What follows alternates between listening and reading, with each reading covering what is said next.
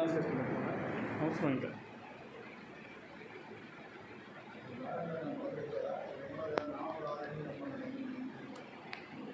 స్థాపన విషయంలో, అలాగే ఆంధ్రప్రదేశ్ రచన సంఘం స్థాపన విషయంలో ఆయన వ్యవస్థాపకుడు, అధ్యక్షుడు.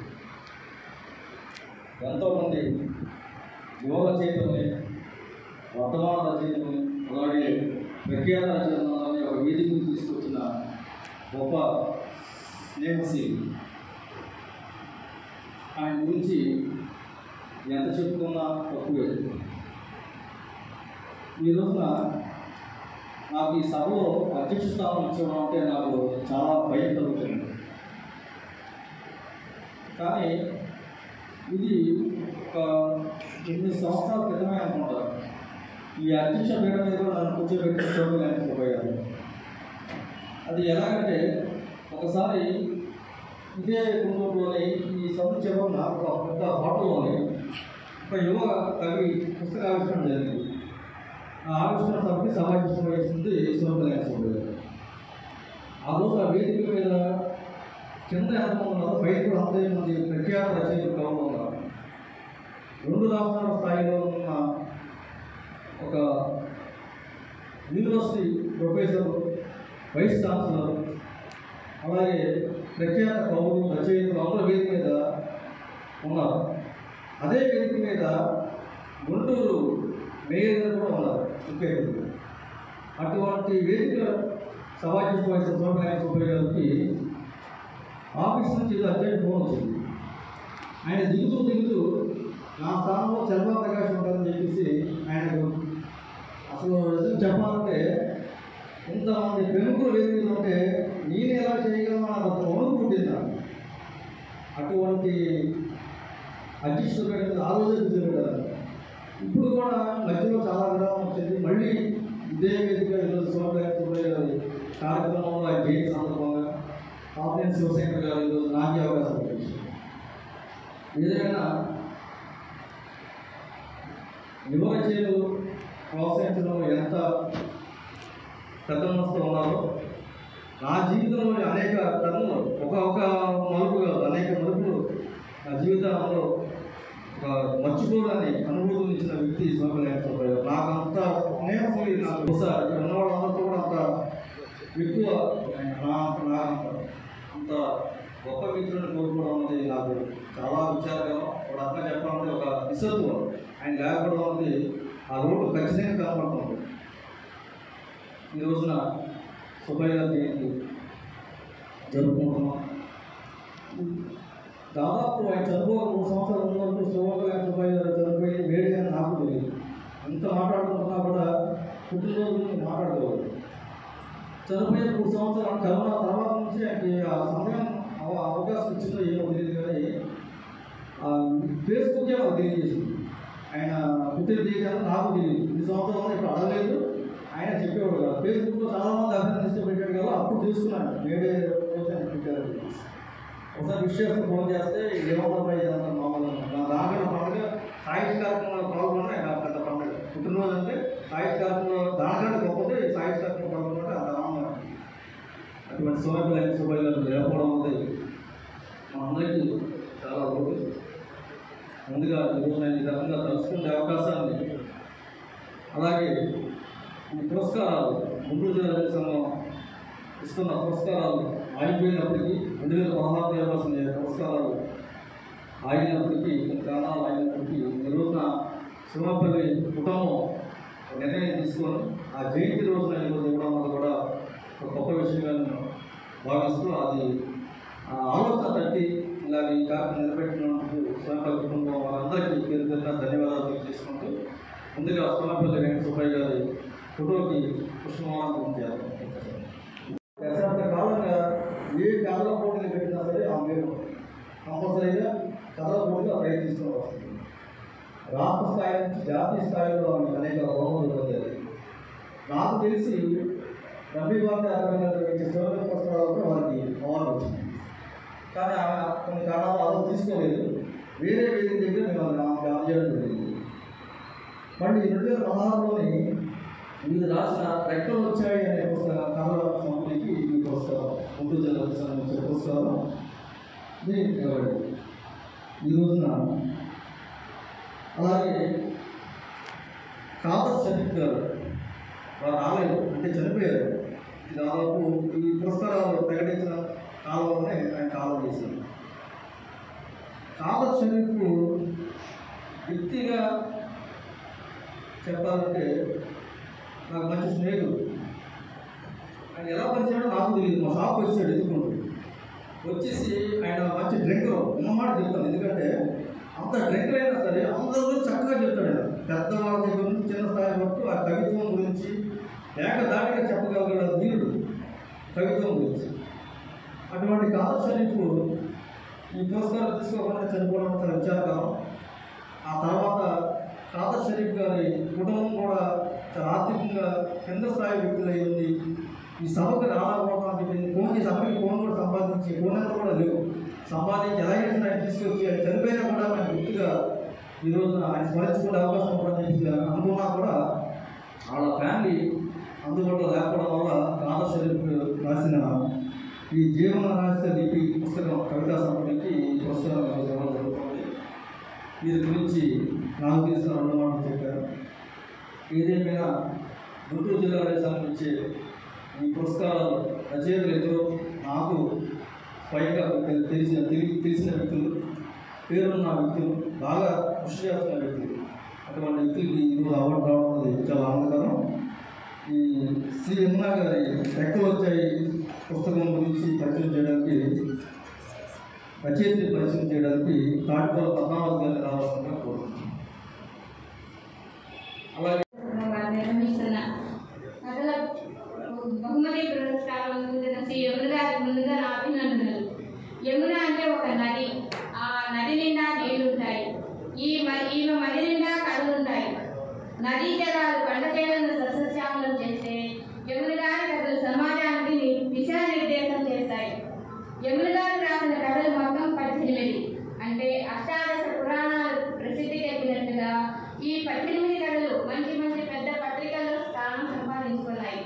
వీరు రాసిన పత్రిక ప్రతి కథలోనూ ప్రత్యేకత సంతరించుకున్నది. పక్షికి రెక్కలొచ్చాయనే సున్నితత్వమైన పూల లలితమైన పరిమళాన్ని కలబోసుకుని మనసుకు పూచిన కథలే యమున గారి కలం నుండి జారువారి పూల రేకుల్లా రాలిపడ్డాయి. ముందుగా యమున గారి పరిచయం. ఆమె పుట్టి పెరిగింది విజయవాడ, స్థిర నివాసం హైదరాబాద్. చదివింది గ్రాడ్యుయేషన్, కంప్యూటర్లో పోస్ట్ గ్రాడ్యుయేట్ చేసి డిప్లొమా పొందారు.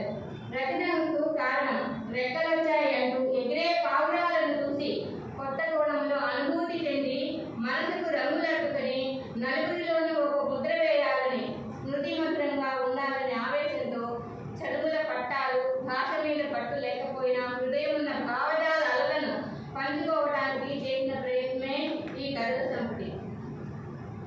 ఈమె రాసిన కథలు మొదటి కథ నలుగురు అనగానే స్నేహితులే గుర్తుకొస్తారు. స్కూల్లో చదువుకునే విద్యార్థులు ఒక తోటి విద్యార్థిని చూసి నాకు పాటల పోటీలో ప్రైజ్ వచ్చిందనగానే నీకు అక్కడ బాగా పాడేవాళ్ళు లేకపోవడమే నీకు ఈ బహుమతి వచ్చింది అంటారు. అలాగే తోటి విద్యార్థిని ఎట్టాలు చేయటం, ఇలా యథార్థంగా మాట్లాడి వాళ్ళని బాధ పెడుతూ ఉంటారు. 20 ఏళ్ల తర్వాత పూర్వ విద్యార్థుల కలయికలు అందరూ కలుసుకొని గొప్పవాళ్ళు కావడానికి కారణం కృష్ణ అనే ఆ రోజు అన్న మాటల్ని సీరియస్గా తీసుకొని వాళ్ళందరూ విజయాలు సాధిస్తారు. అంటే మనం ఏదైనా వాళ్ళ పాటలు బాగా పాడారంటే అక్కడ పాడేవాళ్ళు లేకపోవడం వల్లనే నీకు ఈ బహుమతి వచ్చింది, లేకపోతే వాళ్ళకే వచ్చేది అంటే అతను చాలా బాధపడి ఇలా యథార్థంగా చెప్తూ ఉంటే కొంతమందికి బాధ కలుగుతుంది. దానివల్ల తల్లిదండ్రుల దాకా ఈ పిల్లవాడి గురించి చెప్పడం, తల్లిదండ్రులు కోట్లాడడం రావడం, ఈ విధంగా తల్లికి బాధ కలిగి ఉద్యోగరీత్యా కూడా అతను ట్రాన్స్ఫర్ కూడా చేసుకొని వెళ్ళిపోతూ ఉంటారు. ఇలా నలుగురు కుర్రవాళ్ళు ఒకరిని ఇలా విమర్శిస్తూ ఉంటే చాలా బాధపడి ఆ తర్వాత వాళ్ళే పెద్ద స్థాయికి ఎదిగి ఒక పూర్వ విద్యార్థుల కలయికలో కలుసుకొని ఆ రోజు నేను ఇతని వల్లనే నేను అవమానపడ్డానని చెప్పేసి వాళ్ళతో మళ్ళీ మంచి స్థితిలో రావడం, ఆ నలుగురికి ఇతనే దిశానిర్దేశమైనాడని, ఆ నలుగురి వల్ల కూడా ఇతనే మంచివాడు కావడం అనేది ఈ కథ సారాంశం. ఇక రెండవది ఆట గురించి చెప్పాలంటే, ఆట అనేది IPL T20 ఆటలు వస్తున్నాయి కదా, అందరూ ఆట ఆనందం కోసమే ఆదాయం కోసం కాదుకొని బెట్టింగ్లు ఫిక్సింగ్లతో ఆడుతున్న ఆటని మర్యాదగా నాశనం చేయకూడదని, చిన్నప్పుడు పిల్లలను ఏడిస్తే మాన్పించడానికి చాట్లు ఇప్పిస్తానని, బాగా చదువుతుంటే ఆశపెడుతూ ఉంటారు. ఇలా లంచం పెట్టడం వలన ఏడుపు ఆపేస్తారు పిల్లలు. పెద్దయ్యాక కూడా లంచం తీసుకోవడం అలాంటి పిల్లలు చేస్తూ ఉంటారు. క్రికెట్ ఆటలో బెట్టింగ్లు ఫిక్సింగ్ల వల్ల పోలీసులు వచ్చి అరెస్ట్ చేయడం, దానివల్ల అవమానపడటం అనేది జరుగుతూ ఉంటుందని, ఆటలో అలాంటి అపజయాలు ఉండకూడదని, ఆటను ఆటగానే చూడాలని, డబ్బుతో కనుగొంటుందని చెప్పి చక్కగా తెలియజేశారు. ఇంకో కథలో కాలం నిర్ణయం. భార్యాభర్తలు అన్యోన్యంగా ఉన్న సమయంలో వాళ్ళకి దేవుడు అన్యాయం చేసినట్టుగా అనారోగ్యంగా ఉన్న భార్యని తీసుకువెళ్ళిపోవటం, భర్త ఒంటరి వాడవటం, అతని తల్లి కొడుకు కోడలు ఉన్న వేరే ఊళ్ళో ఉన్న అతను తీసుకుని వెళ్ళి వాళ్ళని చూడటానికి ఇంట్లో అట్టు పెట్టుకుంటే ఆ వంట కాలిపోయిన దిగులుతా ఆయన ఒంటరి వాడు కావడం ఇలా జరుగుతూ ఉంటాయి. కొన్నేళ్ల తర్వాత అతను మానసికంగా బాధపడుతూ ఉండి ఒక రోజు కొడుకుతో చెప్తాడు, నేను ఇక్కడ ఇలా ఉండలేను, నన్ను ఆశ్రమంలో చేర్పించమని చెప్పి. సమాజం ఏమనుకుంటుంది, కొడుకు కోడలు సరిగా చూడట్లేదని అనుకుంటారు, మేమేం తక్కువ చేశామని ఆశ్రమాలకు వెళ్ళడానికి వెళ్ళేది ఉంటారు. మీరు సరిగా చూడట్లేదని వెళ్ళటం లేదు, అక్కడ ఎంతో మంది అనాథ పిల్లలు ఉంటారు, వాళ్ళకి చదువు చెప్పవచ్చు, వాళ్ళని విద్యార్థుల్ని బాగా. ఇంకొక కథలో చూస్తే మనసుకు రంగులు అనే కథలో చెప్పిన కథాంశం, మన పిల్లల్ని మనం ప్రేమిస్తాం, మన పరిధిలోనే ఉంచుకుంటాం, పక్కనున్న వారి పట్ల ఎదుటి వారి పట్ల మనకి ప్రేమించే అభిమానం సమయాన్ని బట్టి కలగకపోవచ్చు. మనం వాళ్ళతో కలిసిపోవడం ఇష్టం ఉండకపోయినా అలాంటప్పుడు ఇరుగు పొరుగు వారే మన పిల్లల్ని ప్రేమ చూపిస్తే మనం అది సహించలేకపోతాం. వాళ్ళు పక్కింటి వాళ్ళు తాతయ్య బామ్మాన్ని చక్కగా పిలుచుకుంటూ ఆ పిల్లలతో కాసేపు సరదాగా ఆడుకుంటూ ఉంటే ఈ తల్లిదండ్రులు కూడా చూసి ఓర్వలేని తరం. ఈ పిల్లలకి తల్లిదండ్రులు ఇంట్లో లేనప్పుడు పక్క వాళ్ళ ఆదరణ పాలనే వాళ్ళకి ఆకర్షితులవుతారు. అంత ప్రేమను పంచుతున్న ఒక బామ్మగారు అనారోగ్యంగా బాధపడితే ఈ పిల్లలు ఆమెను చూడాలని చాలా తాపత్రయపడతారు. ఇంత మంచి వ్యక్తి కోసమైనా నేను మనసుకు వేసుకొని వీళ్ళని అభిమానించకపోవడం నాదే తప్పు అనుకొని ఆ తల్లి నిజంగా తెలుసుకొని అప్పటిదాకా ముసుగానే ఆత్మ న్యూనతా భావాన్ని తొలగించుకొని మనసును ప్రక్షాళన చేసుకుంటుంది అనే ఒక కథ అందరూ బాగా చదవవలసిందే. కొత్త కోణం అనే కథ జీవితానుభవాన్ని గీత ద్వారా బోధన ద్వారా తెలియచేస్తుంది. మనకి ఎన్నో సమస్యలు ఉంటాయి, వాటిని పరాయి వాళ్ళతో మనం చెప్పుకోలేము కదా, అలాగూ వాళ్ళతో పంచుకోలేము. ఎవరికీ చెప్పుకోలేక అవమాన భారంతో కుంగిపోవడం తప్ప మరేమీ ఉండదు. బయట ప్రపంచంలోకి అడుగు పెడితేనే కొన్ని విషయాలను మనకు తెలుస్తాయి. మన సమస్య చిన్నదిగా ఉన్నా కూడా ఎదుటి వాళ్ళ సమస్యలు మనకంటే పెద్దగా ఉన్నాయని బాధపడతాం. ఇంట్లో భర్త వలన బాధలకు గురైన ఒక భార్య భర్త పెట్టే బాధల్ని భరించలేకపోతుంది. 60 ఏళ్ళు పైబడిన ఒక స్త్రీ ఒక పార్కులో ఆమెకు పరిచయం అవుతుంది. ఈమె రోజు సాయంత్రం 5 గంటలకు వచ్చి 6 గంటలకి తిరిగి వెళ్ళిపోతుంది, ఏమిటా అనుకుంటూ ఉంటుంది.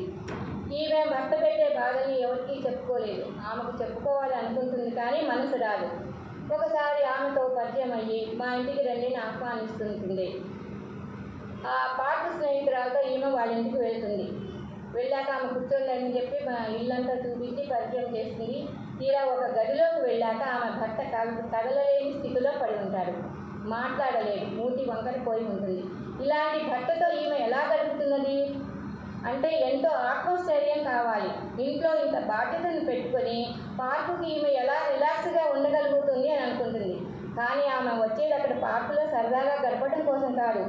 24 గంటల్లో 1 గంటైనా బయట ప్రపంచాన్ని చూసి అక్కడ ఉన్న శక్తిని మళ్ళీ మూటగట్టుకొని ఇంటికి వెళ్ళి తన భర్తతో ఈ సమస్యలు పరిష్కారం ఉండాలనే ఉద్దేశంతో అడ్జస్ట్మెంట్ కావాల్సిందే అనుకొని ఇంటికి వెళ్తుంది.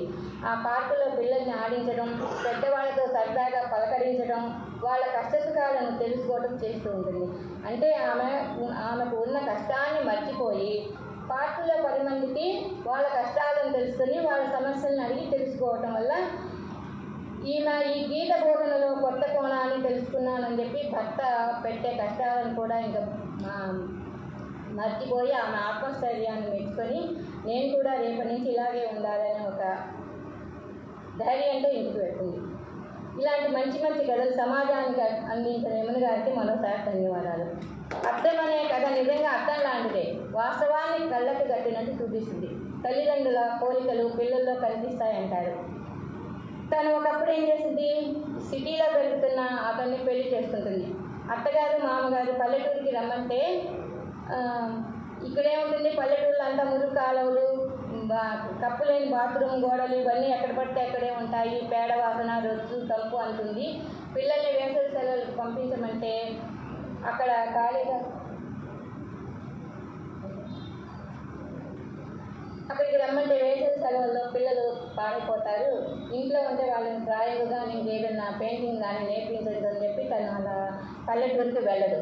అదే తన కొడుకు పెరిగి అమెరికా వెళ్ళిపోయిన తర్వాత నువ్వు ఎప్పుడు వస్తున్నావు అంటూ కొడుకుని అలా అడుగుతూ ఉంటుంది. దీపావళి పండుగకి రా, ఇప్పుడు రావడానికి పిలుస్తుంటే అమ్మ ఎప్పుడు పడితే అప్పుడు రావడానికి నేనేం ఖాళీగా కూర్చోలేదు, నా భార్య ఉద్యోగానికి వెళ్తూ ఉంటుంది. ఆ ఇండియాలో ఏముంది, అక్కడంతా రాజకీయాలు, మురుకాలు పక్కన అమ్మే బడ్జీల బండ్లు ఇవన్నీ ఉంటాయి, అక్కడ ఏముంటుంది, నేను ఇండియాకు రానని చెప్తారు కొడుకు. అప్పుడు అంటే ఏంటి, తల్లి ఎలా ప్రవర్తించిందో కొడుకు కూడా అలాగే ప్రవర్తిస్తున్నాడని అర్థం అనే కథ ద్వారా తెలియజేసింది. ఇలాగే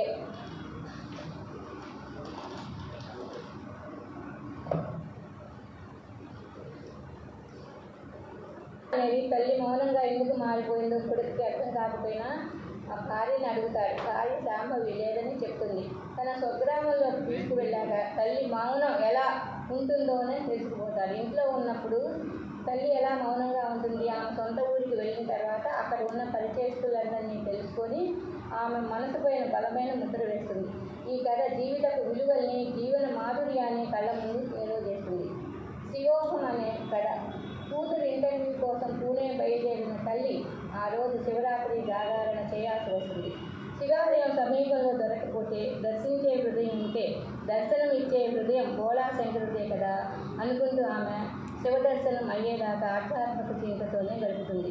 ఇలా మంచి మంచి కథలు రాసి అందరికీ అమ్మ ఇష్టం, నిత్య యవ్వని నాయనమ్మ, అర్థం, ముద్ర, శివోహం, ఓ పువ్వు కథ. అమ్మ అంటే ఇష్టం, అంటే ఆమెకి ఏమేమి ఇష్టం అవుతాయో అమ్మ చనిపోయినప్పుడు తెలియటానికి ఎవరు చెప్పలేకపోతారు. ఆఖరికి తన మనవుడు ఒక ఐస్ క్రీమ్ ద్వారా అమ్మమ్మకి ఇది ఇష్టమని చెప్పి తెలియజేసే కథ చాలా అద్భుతంగా ఉంది. స్మృతి మధురం. గ్లోబలైజేషన్ తన ఇష్టపడ్డ సాంఘిక ప్రాంతాన్ని ఎలా మార్చిందో, తన మధుర స్మృతుల్ని ధ్వంసం చేసిందో తెలిపే కథ. స్మృతి మధురం అనే ఒక స్మృతిగా ఎలా మారిపోయిందో తెలిపే సున్నితమైన మానవతో కూడిన కథ. ఇలాగే ప్రతి ఒక్కరిలోనూ తన అభివృద్ధిని కాంక్షించే రహస్య స్నేహితుడు ఉంటాడని తెలిపే కథ. రహస్య స్నేహితుడు, ఇంకా రెక్కలు వచ్చాయి, ఆ నలుగురు కథలు, బహుమతి పొందిన కథలు. ఆ కథల్లోకి వెళ్ళి మీరు చదివితే అంతరించిపోతున్న మానవ సంబంధాల గురించి, విలువల గురించి, సీరియస్గా బాధపడే వారికి రెక్కలు వచ్చాయి అనే కథా సంకలనం తప్పక నచ్చుతుంది. ఇంత మంచి కథా సంకలనాన్ని సాహిత్య అభిమానులకు అందిస్తున్న ఉన్నత విద్యావంతురాలైన విమల గారికి మరోసారి అభినందనలు తెలియజేస్తాను. వేదికను అలంకరించిన సభా సరస్వతులకు, అలాగే సాహిత్య మిత్రులకు నా నమస్కారాలు. మంచి కవిత్వాన్ని మనుషుల మధ్య ప్రవహింపజేయాలనుకున్నప్పుడు అది ఎవరు రాస్తేనే, ప్రపంచ దుఃఖాన్ని తన దుఃఖంగా రాసిన కవిత్వం అది ఎవరిదైతేనే, అది ఎవరు రాసినా సరే బాగుంటే గుండె కత్తుకుంటాను, ఎంత బరువైనా భుజాలకు ఎత్తుకొని మోస్తాను అని జీవరహస్య లిపికి సంపాదకత్వం వహించి కవితా సంపుటిగా వెలువరించిన వారు పెరుగు రామకృష్ణ గారు. బహుశా తెలుగు సాహిత్య చరిత్రలో ఒక కవి యొక్క కవితల్ని సంపుటిగా మలచి సంపాదకత్వం వహించడం అనేది ఆంగ్ల సాహిత్య సాంప్రదాయంలో చూస్తారు. ఈ తెలుగులో బహుశా వీరే మొదటి వారై ఉండొచ్చు. అయితే ఈ జీవ రహస్య లిపి, ఈ కవి ఖాదర్ షరీఫ్ గారి గురించి ఏంటంటే, ఈయన మానవీయ విలువల్ని తన కవిత్వంలో పొదిగి దానిని కాపాడడం తన కర్తవ్యంగా భావించి తాత్వికత నింపి పాఠకులకు కవిత్వాన్ని అందించినటువంటి ఈ కవి ఖాదర్ షరీఫ్ గారు. అయితే అనుబంధాల పర్వంలో వాస్తవికతను కవిత్వంగా మలుస్తూ తన కవిత్వం నిండా మనిషితనాన్ని కోరుకుంటూ వేదన పరిమళాలని వెదజల్లిన కవి ఖాదర్ షరీఫ్ గారు. అయితే ఈయన పేరు ప్రఖ్యాతులకు, పురస్కారాలకు, సన్మానాలకు దూరంగా ఉంటారు. మరి ఈయన రాసినటువంటి కొన్ని తాత్వికత ప్రధానంగా ఉన్నటువంటి, తత్వం ప్రధానంగా ఉన్నటువంటి కొన్ని కవితల్ని వీరే పెరుగు రామకృష్ణ గారు బలవంతంగా సేకరించి అది పుస్తకంగా వేయడం కూడా ఆయనకి ఇష్టం లేదట. దాన్ని ఆయన చొరవతోటి జీవరహస్య లిపిగా 37 కవితల్ని ఒక సంపుటిగా పాఠకుల ముందుకు తీసుకొచ్చారు. అయితే పద్మావతి గారు చెప్పినట్టు అంత డీప్గా చెప్పలేకపోయినా కానీ ఈయన ఏంటంటే పరివర్తన, మనిషిలో వచ్చేటువంటి పరివర్తన, ముఖ్యంగా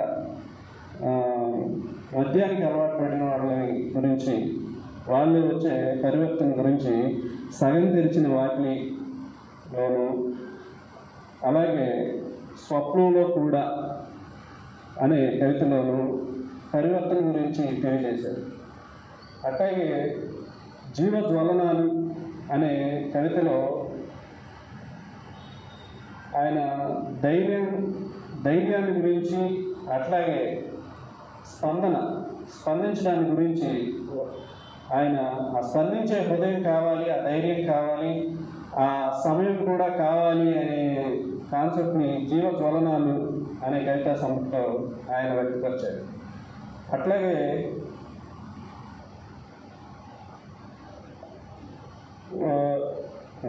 మానవ యజ్ఞం అనే కవితలో వెర్రివాడ మనిషే మహాసంకల్పుడు, పుట్టుకున జారిపోయే ఈ ఊపిరిని ఎన్నిసార్లు పోగొట్టుకుంటావు, ఒక్కసారే చావో రేవో తేల్చేయి అని ధైర్యాన్ని, చైతన్యాన్ని ఈయన ప్రబోధించాడు.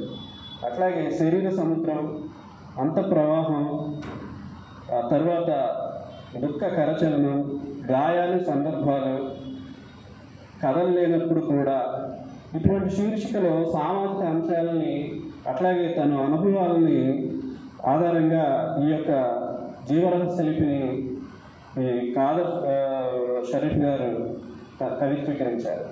ఇటువంటి కాదర్ షరీఫ్ గారికి గుంటూరు జిల్లా రచయితల సంఘం వారి ఈ పురస్కారం లభించడం, మరి వారు మన మధ్యలో లేరు, కానీ ఈ పుస్తకాన్ని 2016లోనే వచ్చింది. ఈ వేదికగా అందించడానికి కోసం వారి కుటుంబ సభ్యుల్ని కూడా రమ్మన్నారు, కానీ కారణాంతరాల వల్ల వారు రాలేకపోయారు. ఈ అవకాశం ఇచ్చినటువంటి నాకు మీ అందరికీ కూడా ధన్యవాదాలు. ఉన్న సీనియర్ రైటర్స్ ఎవరు ఉన్నారో వారిలో పాత ప్రథమ వరుసలో ఉన్నారు. అటువంటి పెద్ద దిక్కు ఈ రోజున రాష్ట్రానికి, అలాగే సాహిత్య రంగానికి చాలా అవసరం. ప్రభుత్వం కూడా ఇటువంటి వ్యక్తుల్ని వినియోగించుకోవాల్సిన అవసరం ఇంకా ఉంది భవిష్యత్తులో. ఉదాహరణకి ఆంధ్రప్రదేశ్ సాహిత్య అకాడమీ ఉంది. అటువంటి వాటి కూడా ఇటువంటి వ్యక్తులను ఎన్నుకున్నట్టయితే నిజమైన సాహిత్యవేత్తలందరికీ సరైన గుర్తింపు, ప్రోత్సాహం లభిస్తుందని ఈ సభలో ముఖ్యంగా ప్రకటిస్తున్నాను. భవిష్యత్తులో కూడా మీరు ఇంకా మంచి ఒక సాహిత్య వాతావరణం తీసుకురావడంలో వారు వంతు కృషి చేస్తారని భావిస్తూ ఇప్పుడు పార్టీ శివశంకర్ గారిని ముఖ్య అతిథిగా ఉన్న మాటలు మాట్లాడవలసిందిగా కోరుతున్నాను.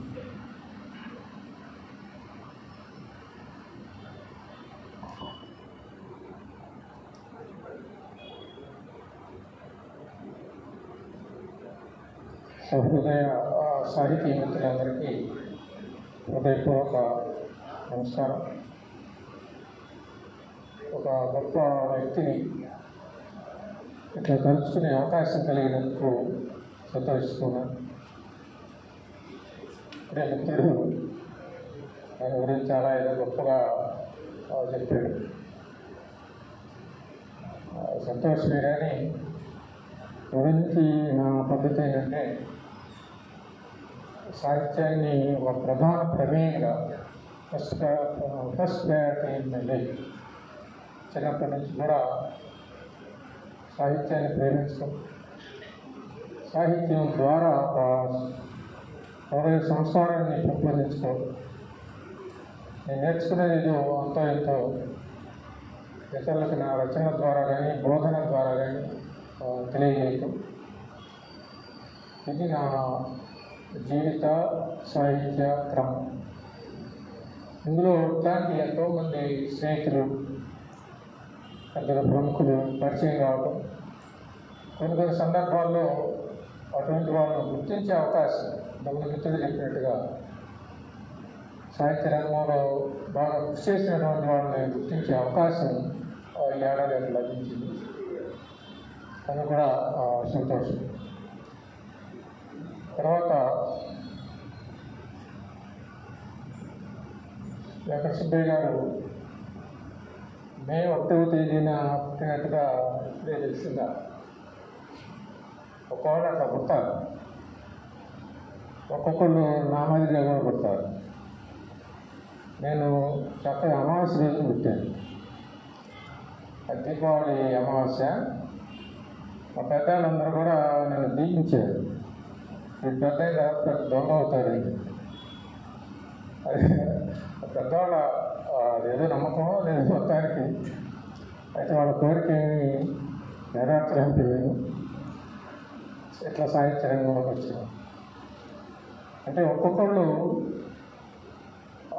మే డేకి సంబంధించి ఎట్లాంటి పోరాటాలు జరిగినాయి, ఎంతమంది అక్కడ త్యాగాలు చేశారు. ఆ సందర్భంగా చికాగోలో ఒక స్మారక చిహ్నం కూడా నెలకొల్పబడింది. అది కూడా నేను చూసి వచ్చాను. అక్కడ నిలబడి ఫోటో కూడా తీయించుకొని ఆ సందర్భంలో ఒక కవిత కూడా రాశాను. అట్లయితే ఒక ప్రపంచ చరిత్రలోనే ఒక మహత్తర పోరాటానికి నాంది పలికిన ఆ సందర్భంలోనే ఆ రోజునే ఎట్లయితే ఒక మంచి వ్యక్తి, గొప్ప వ్యక్తి పుట్టడం అనేది ఇది అదృష్టం కావచ్చు, కానీ అది ఒక విశేషమైన సంఘటనగానే మనం భావించవచ్చు. గాలి మహాకవి చెప్పిన ఒక వాక్యం నాకు గుర్తొస్తుంది ఈ సందర్భం. ప్రతిదీ సులభముగా సాధ్యపడగలను, నరుడవుట ఎంతో దుష్కరమసును అని చెప్పాను. దాశరథి చాలా గొప్పగా అనువాదం చేశాడు గాలి రచన. అంటే ఏ మానవుడి యొక్క జీవితాన్ని తీసుకున్నా సరే మనిషిగా జీవించడం అనేది చాలా కష్టసాధ్యమైన విషయం అయిపోయింది ఆత్మ జీవితం. చాలా మామూలుగా హోదాగానే అతను ప్రవర్తన అనేది అంతా ఉంటుంది. తను ఇది కూడా తన హోదా అంతే. అయితే ఎక్సెప్షనల్గా వెంకట సుబ్బయ్య గారి విషయాన్ని దాన్ని అనుసరించినట్లయితే ఆయన గొప్ప మనిషిగానే జీవించాడు. ఆయన హోదా ఎప్పుడు కూడా దుర్వినియోగం కాలేదు. ఆ హోదా చేత అని ఆయన గొప్పవాడు కాలేదు.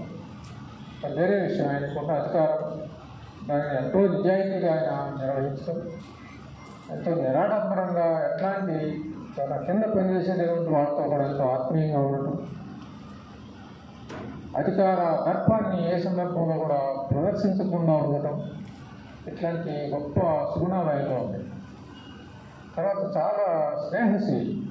నేను సాధారణంగా ఒక కవిని గురించి కానీ లేదా ఒక సాహిత్యకారుని గురించి కానీ మాట్లాడేటప్పుడు లేదా రాసేటప్పుడు అతని వ్యక్తిత్వం ఎట్లాంటిది అనేది చాలా ప్రధానంగా గమనిస్తాను. కొంతమంది అనుకోవచ్చు ఆ వ్యక్తిత్వానికి, కవిత్వానికి లేదా రచనలకు సంబంధం ఉంది, అయ్యారు కదా అని చెప్పి అనుకుంటారు. కానీ నా దృష్టిలో కాదు. రచన వేరు, రచయిత వేరు కాదు. అట్లానే వ్యక్తి వేరు, అతని యొక్క ప్రదర్శన వేరు కాదు. ఆ విధంగా చూసినట్లయితే గొప్ప వ్యక్తిత్వం కలిగిన మనిషిగా నాకు మనీషిగా వెంకట సుబ్బయ్య గారు కనపడతారు. ఎంత స్నేహశీలంగా ఉంటారో, ఎంత నిరాడంబరంగా ఉంటారో, అంత వినయంగా కూడా ఆయన ఎదుటి వాళ్ళని గౌరవించే తీరు నాకు చాలా విలక్షణంగా కనపడేది. తర్వాత ఒక సంస్థను నిర్వహించేటటువంటి నిర్వహణ దక్షత కూడా, ఆ దక్షత అందరికీ ఉండదు. ఎందుకంటే ఒక సంస్థలో ఎంతోమంది ఉంటారు, ఎన్నో రకాల మనస్తత్వాలు ఉంటాయి, ఎన్నో రకాల ఆకాంక్షలు ఉంటాయి. వాటన్నింటినీ సమీకృతం చేసుకొని ఒక దారిలో నడిపించడం అనేది చాలా కష్టమైన విషయం. అది సంస్థలో ఉన్నవాళ్ళకి తెలుసు. అందుకని నేను మొదటి నుంచి జాగ్రత్తగా ఏ సంస్థలోనూ కూడా ఉండకుండా ఇదిగానే ఉన్నాను. అంటే మన దాన్ని మనం ఎట్లయినా ఉండొచ్చు, మనకు ఆ ఫ్రీడమ్ ఉంటుంది. కానీ ఒక సంస్థలో ఉన్నప్పుడు నీ ఫ్రీడమ్, నీ స్వేచ్ఛకి ఒక పరిధి కూడా ఉంటుంది. సంస్థ యొక్క నియమాలని అతిక్రమించి నువ్వు ప్రవర్తించడం అనేది కష్టమైంది. ఒక్కోసారి నీ స్వేచ్ఛకు కూడా భంగం అవుతుంది ఒక్కోసారి.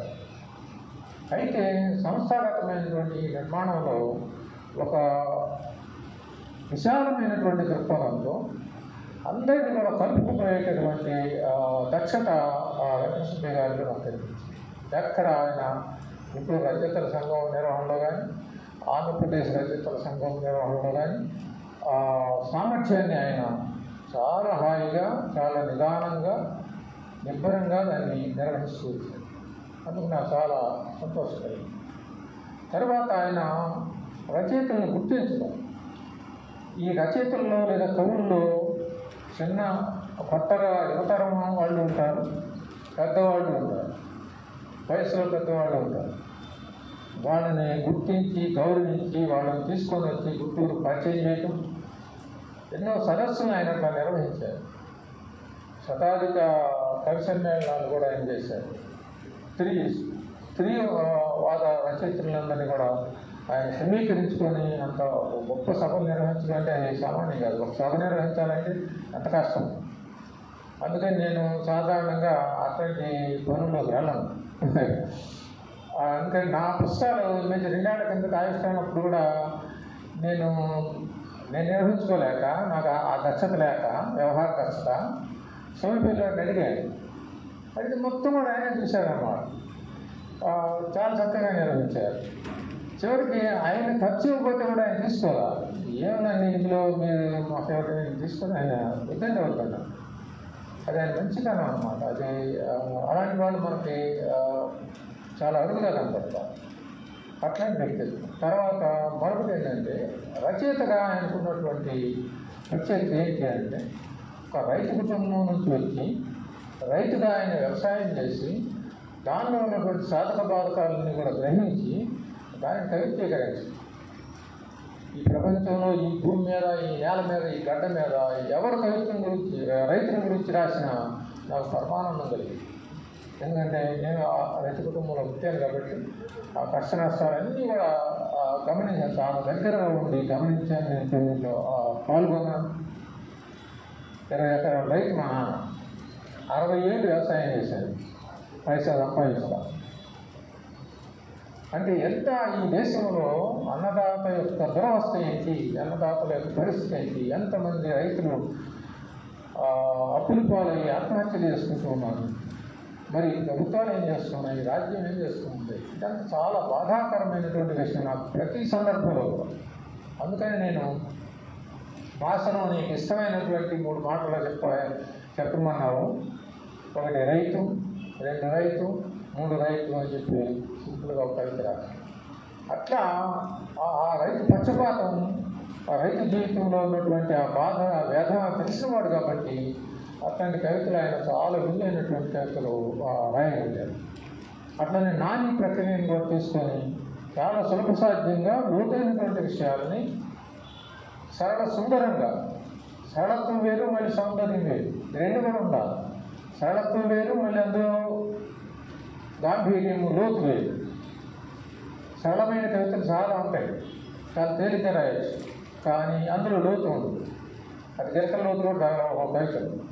అందుకని కొంతమంది కవులంటే మనం భయపడాల్సిన పరిస్థితి కూడా ఉంది. వాళ్ళు మనల్ని భయపెడతారు, బాధ పెడతారు కవిత్వం రాసి. అట్లా మన కవిత్వాన్ని కనుక చూసినట్లయితే దాన్ని నిజంగా హృదయంలో తీసుకోవడం ముందుగా ఒక విషయం గురించి కవి రాయాలి అంటే తను ఆ వస్తువులకి పరకాయ ప్రవేశం చేయాలి.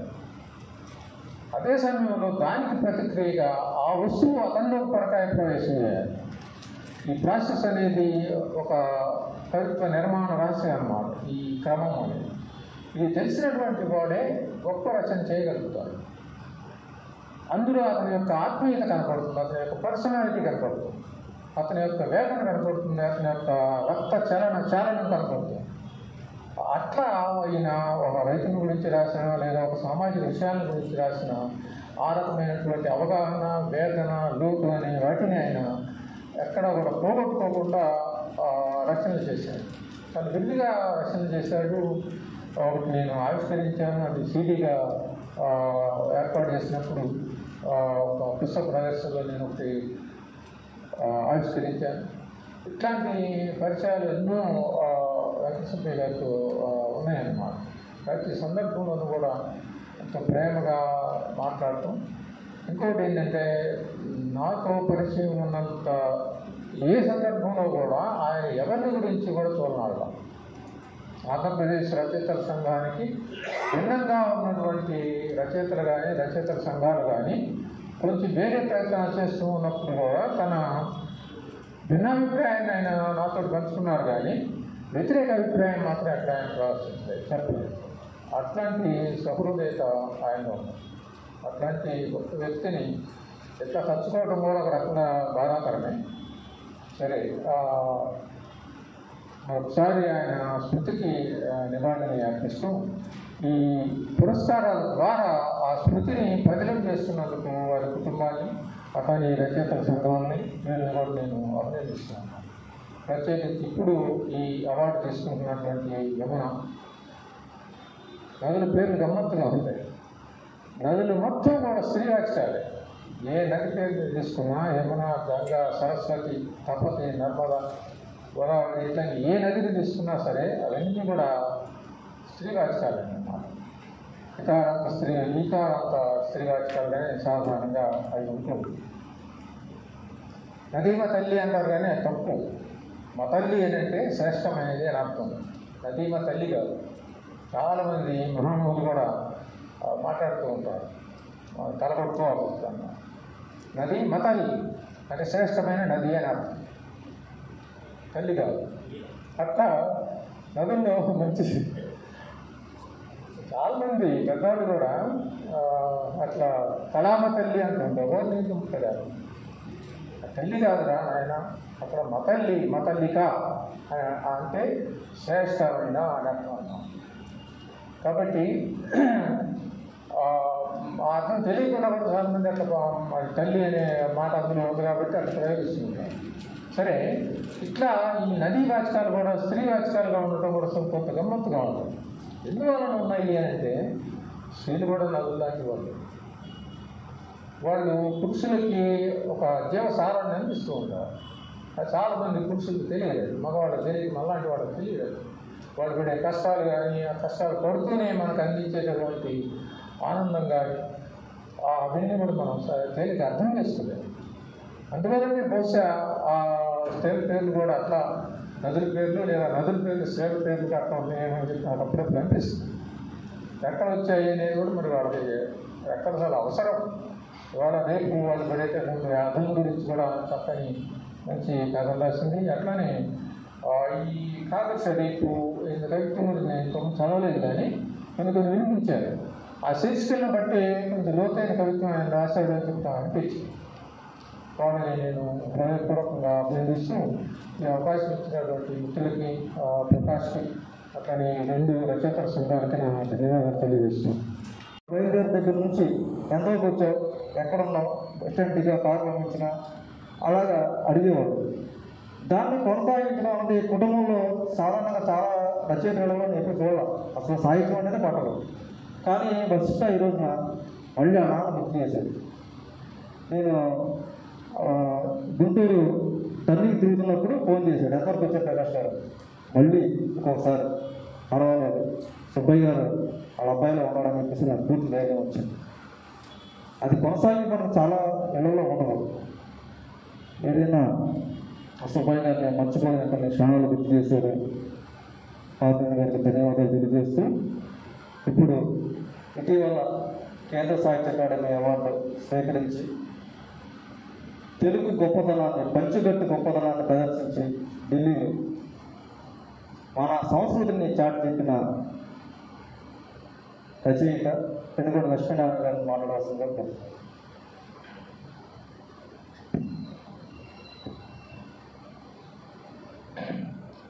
కీర్తిశేషుడు సోమపల్లి వెంకటసుబ్బయ్య గారి జయంతి మరియు సాహిత్య పురస్కారాల ప్రదానం సభకు అధ్యక్షత వహిస్తున్న ప్రియమిత్రుడు ఆంధ్రప్రదేశ్ రచయితల సంఘం ప్రధాన కార్యదర్శి కల్పన ప్రకాష్ గారి వేదికపై ఆశీర్వైన మిత్రులందరికీ నమస్కారాలు. ఈరోజు గుంటూరు జిల్లా రచయిత సంఘం నిర్వహించిన పోటీల్లో తన కథాసంపుటికి పురస్కారాన్ని స్వీకరించిన యమున గారికి శుభాకాంక్షలు. అలాగే మరొక పురస్కార రచయిత వారు లేరు, కాంగ్రెస్ శైలజ గారికి నివాళులు అర్పిస్తున్నాను. సోమపల్లి గారి గురించి చాలా మంచి మాటలు చెప్పారు. నాకు కూడా వారితో చాలా జ్ఞాపకాలు ఉన్నాయి. సోమపల్లి గారు మేడే నాడు పుట్టారు. ఈరోజు ఒక ప్రత్యేకత కలిగింది. అందరికీ మేడే శుభాకాంక్షలు తెలియజేస్తున్నాను. మా మాస్టర్ కూడా మీరు భవిష్యత్తులో కమ్యూనిస్ట్ అవుతారని చెప్పి నాకు కూడా మేడే అని రాశారు. అది అబద్ధం అనుకోండి. మాస్టర్ రాస్తారు. 1వ తారీఖు అంటే మాస్టర్ రాసింది తెల్లగా ఉంటుంది. మా అయ్యవాళ్ళు కూడా అలాగే రాశారు. అది ఒక విషయం అనుకోండి. నేనే కాదు, తమ్ము పెట్టింది అయ్యవాళ్ళు రాశారు. నాడు అక్టోబర్లో. కానీ విషయం ఏంటంటే వెంకట సుబ్బయ్య గారు కవి, కార్యకర్త. వాస్తవానికి కవిని కార్యకర్త ముందుంది. అట్లా ఆయన కవిగా తనను తాను రక్షించుకుంటూ కార్యకర్తగా మంచి కృషి చేశారు. నిజానికి ఆయనకి గుంటూరుతో పెద్ద సాహిత్య సంబంధాలు లేవు. కానీ ఆయన ఎక్కడున్నా కూడా, ఎక్కడ ఉద్యోగం చేసినా కూడా అక్కడ ఉన్న సాహిత్య మిత్రులతో సాహిత్యం గడిపారు. తాడేపల్లిలో కావచ్చు, ఎక్కడైనా కావచ్చు. ఒక చిన్న విషయం, ఉద్యోగిగా ఆయన చేసిన కృషిని గురించి కూడా ఒక ప్రస్తావన చేయాలి. తాడేపల్లిగూడెంలో ఆయన ఉద్యోగం చేశారు. చేస్తే అక్కడ ఒక కాలనీకి సోమపల్లి వెంకట సుబ్బయ్య కాలనీ అని పేరు పెట్టుకున్నారు. అది ఎవరు పెట్టించుకున్న పేరు కాదు, వాళ్ళ ప్రేమతో పెట్టుకున్న పేరు. ఆయన అక్కడ వాళ్ళందరికీ నివేశన స్థలాలు ఇచ్చి ఇల్లు కట్టుకోవడానికి ఒక గొప్ప అవకాశం కల్పించి వాళ్ళను ఒక ఇంటి వారిని చేసిన వ్యక్తి, ఉత్తమ వ్యక్తి, సంస్కారం కలిగిన వ్యక్తి. కాబట్టి వాళ్ళు తాడేపల్లిగూడెంలో ఆ పేరు పెట్టుకున్నారు. అది గొప్ప విషయం ఆయన వ్యక్తిత్వానికి సంబంధించి. ఆయన కవిత్వానికి సంబంధించి కూడా ఆయన కవిత్వంలో వాళ్ళూరు కనపడుతుంది, కాశ్మీరు కనపడుతుంది, అన్యాయంగా బలైపోతున్న గాజా కూడా కనపడుతుంది. ఈ 3 ప్రాంతీయత దగ్గర నుంచి జాతీయత, అంతర్జాతీయత అన్నీ ఆయన కవిత్వంలో, ఆయన నాణ్యంలో కూడా కనపడుతుంది. ఆయన నాణ్యలు చిన్నాన అని చెప్పి కూడా ఒక పేరు తెచ్చుకున్నారు. ఆయన తదేక గీతం అనే పుస్తకాన్ని మన గుంటూరు పుస్తక ప్రదర్శనలో ఆలస్యం తరఫున ఆవిష్కరణ జరిపాం. ఆ పుస్తకం మీద నేను ఒక సుదీర్ఘమైన వ్యాసం కూడా రాశాను. కానీ ఆయన గుంటూరు వచ్చిన తర్వాత పరిచయం అయ్యారు. చాలా ప్రేమగా, చాలా గౌరవంగా ఉండేవారు. ప్రతి సభలోనూ అందరినీ కలుపుకొనిపోయేవారు. ప్రతి సభలోనూ నన్ను కానీ, మా శివశంకర్ని కానీ చాలా ఆప్యాయంగా ఆహ్వానించారు, మా చేత మాట్లాడించారు. కొన్ని గొప్ప విషయాలు అన్నమాట.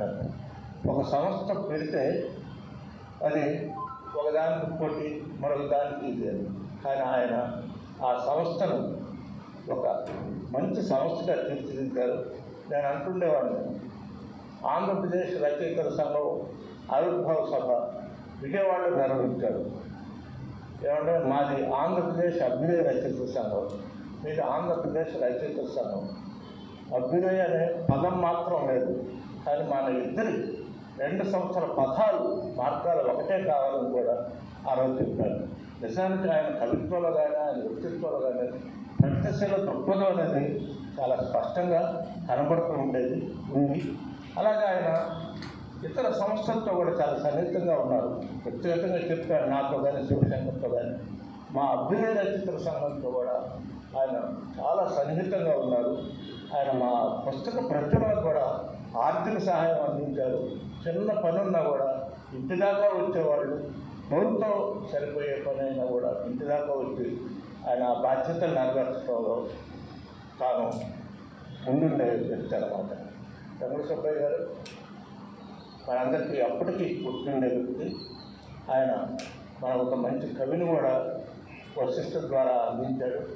వశిష్ఠ మంచి కవిత్వం రాస్తున్నాడు, 2-3 పురస్కారాలను బహుమతులను అందుకున్నాడు. భవిష్యత్తులో కూడా అతని తన తండ్రి వాతావరణాన్ని అందించిన సాహిత్య వారసత్వాన్ని నిలుపుకుంటాడని, ఇలాగ కార్యక్రమాలు నిర్వహిస్తారని కూడా ఆశిస్తున్నాను.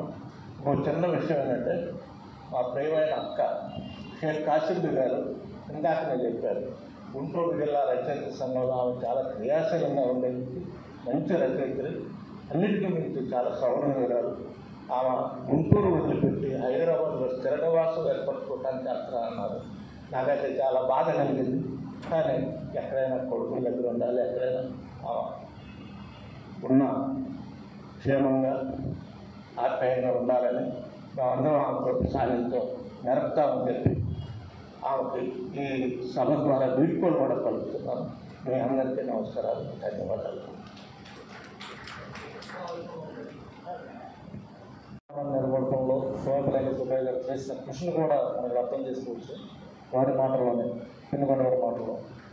కాసింపి గారు ఇందాక నాతో ఉన్నారు, గుంటూరు నుంచి హైదరాబాద్ వస్తున్నాం. వ్యక్తులు దూరం అవుతుంటే సాధారణ కుటుంబంలో అయితే వేరే ఉంటుంది, కానీ సాహిత్య వాతావరణంలో మాత్రం ఒక దూరం అవుతుంటే ఒక మనిషిని మనం ఏదో ఒక పుస్తకాన్ని వదిలేసి వెళ్ళిపోయినట్టే అనిపిస్తుంది. నాకైతే ఒక మంచి అనుభూతులు ఇచ్చిన సుబ్బయ్య గారు మంచి మిత్రులు కూడా అందించారు. ఈసారి మరొకసారి స్మరించుకుంటూ, ఇప్పుడు ఇటీవల కళారత్న పురస్కారాన్ని మొన్న రాలేదు, గతం రాలేదా? Okay, sir. నేను ఎందుకంటే 110 మంది ఉగాది పురస్కార గ్రహీతలు, అందులో 85 మంది కళారత్న పురస్కార గ్రహీతలు ఉన్నారు కదా, నాకు కొద్దిగా ఎవరు అన్నది కొద్దిగా కన్ఫ్యూజన్గా ఉంది ఇప్పటికి కూడా, ఎవరెవరికి వచ్చినాయి అన్నది. మొత్తానికి మా మంచి మిత్రులు, మా సాహిత్య రంగానికి అలాగే గుంటూరు రంగాన్ని గుర్తించే పేరులో డాక్టర్ బూసులపల్లి వెంకటేశ్వర గారు కూడా ఒక వ్యక్తి. వారిని ఆత్మీయ అతిథులుగా ఈరోజు ఇచ్చేశారు. వారి ప్రసంగాన్ని కూడా చేయవలసిందిగా కోరుతున్నాం.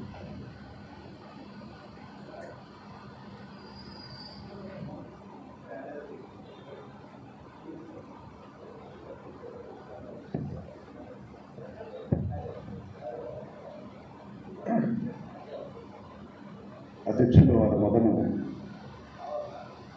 ఆఖరి వరుసలో ఉన్న మా మిత్రుల వరకు అందరికీ నమస్కారాలు. జ్ఞాపకం చాలా గొప్పది. ఎక్కడో నేను కవితలో రాసుకున్నాను, జ్ఞాపకం జీవితం కంటే గొప్పది, జ్ఞాపకాలతో ఉన్నప్పుడే జీవితం గొప్పది. ఇవాళ అందరం సోమేపల్లి వెంకట సుబ్బయ్య గారిని కలుసుకుంటున్నాం, జ్ఞాపకం చేసుకుంటున్నాం. ఒకటేమిటంటే, వెంకట సుబ్బయ్య గారి జ్ఞాపకం, వెంకట సుబ్బయ్య గారిని జ్ఞాపకం చేస్తుంది, అది వశిష్ఠ. అంత మంచి కవిని మనకిచ్చి ఆయన వెళ్ళారు. ఆ సాహిత్య వాతావరణమే వశిష్ఠకి వెనక భూమి అని నేను అనుకుంటున్నాను. రెండోది, వ్యావసాయికమైన నేపథ్యం నుంచి వచ్చిన చాలా తక్కువ మంది కవుల్లో వెంకట సుబ్బయ్య గారు. నేను ఎప్పుడూ అంటూ ఉంటాను, చేలో కాలు పెట్టకుండా కవిత్వం, సానుభూతి కవిత్వం వ్యవసాయం మీద రాసేవాళ్ళు ఎప్పుడూ కూడా స్వీయ అనుభవం నుంచి రాయలేదు. అక్కడ పొసగదు. ఏ కవిత్వం రాసినా, ఎవరు రాసినా, ఎటువంటి కవిత్వం రాసినా అక్కడ స్వీయమైన అనుభవం ఉంటేనే దానికి పరిపూర్ణత్వం చేకూరుతుంది. వెంకట సుబ్బయ్య గారు రైతు, వ్యవసాయం పూర్తిగా తెలిసినవాడు. పూర్తిగా తెలిసినవాడు కనుకనే తను రాసిన దాదాపు అన్ని కవితా సంపుటలకు కూడా వ్యావసాయికమైన పేర్లే వచ్చాయి. అందువల్ల అదే కాదు, వ్యవసాయాన్ని గురించి తెలిసి రాసిన మినీ కవితలైనా కూడా ఆ వాటిల్లో తెలిసి రాసినవే చాలా కనపడతాయి. ఇంకో విషయం ఏంటంటే, సమూహాన్ని తయారు చేయడం తెలిసినవాడు. కనుకనే గుంటూరు జిల్లా రచయితల సంఘం మరియు ఆంధ్రప్రదేశ్ రచయితల సంఘం కూడా వచ్చింది. ఒక సమూహాన్ని ఏర్పాటు చేయాలంటే ఎవరికైనా పలకరింపు మంచిదై ఉండాలా. అది వెంకట సుబ్బయ్య గారి సొత్తు. అద్భుతంగా పలకరిస్తాడు. ఆ పలకరింపులోనే స్వీకరణ ఉంటుంది. అలాంటి స్వీకరణ ఉంది కాబట్టే తను గుంటూరు జిల్లా రచయితల సంఘాన్ని, అలాగే ఆంధ్రప్రదేశ్ రచయితల సంఘాన్ని కూడా నడపగలిగాడు. ఇప్పుడు ఈ కరపత్రం చూస్తూ ఉంటే ఆ అధ్యక్ష స్థానంగా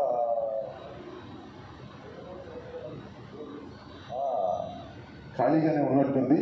అది కూడా పూర్తి చేసి, అంటే మాలాంటి క్వాలిఫికేషన్ లేని వాళ్ళు కాదు, చేసేవాళ్ళని, మాట చెప్పేవాళ్ళు కాదు, చేసేవాళ్ళతో పూర్తి చేసి మంచి పద్ధతిలో నడపండి. ఆంధ్రప్రదేశ్ స్థాయిలో ఒక సంఘం ఉండటం అన్నది చాలా గొప్ప విషయం, మంచి విషయం కూడా.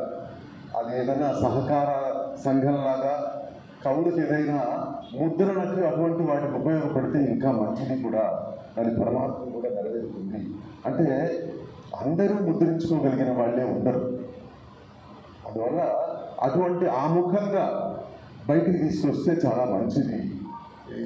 అది నానా, మన సుభాని, ఇంకా వాసిష్ట, ఇంకో ప్రకాశం, రమ్యభారత్. ప్రకాశం చూస్తే ప్రకాష్ గుర్తురాడు, రమ్యభారతే గుర్తొస్తుంది. అంచేత ఇందాక అన్నగారు చెప్పినట్టు శ్రీవాచకంతో పత్రిక పెట్టడం, పత్రికల పేర్లు కూడా చాలా వరకు శ్రీవాచకాలే ఉంటాయి. అలాగే రమ్యభారతి చూసారు కదా, రమ్యభారతి మరి మంచి మాట. అది సుబ్బయ్య గారు పెట్టించిందేనట, చాలా సంతోషం. అంటే సమూహంగా ఒక సమూహాన్ని తయారు చేయడం, ఒక సమూహాన్ని ఒక చోట చేర్చడం తెలియడం అనేది చాలా మంచి విషయం. అది చేశాడు. నేను సుబ్బయ్య గారి మీద సంచిక వేసినప్పుడు చెప్పిందే అందరూ పెద్దవాళ్ళందరూ పంచుకునే విషయమే.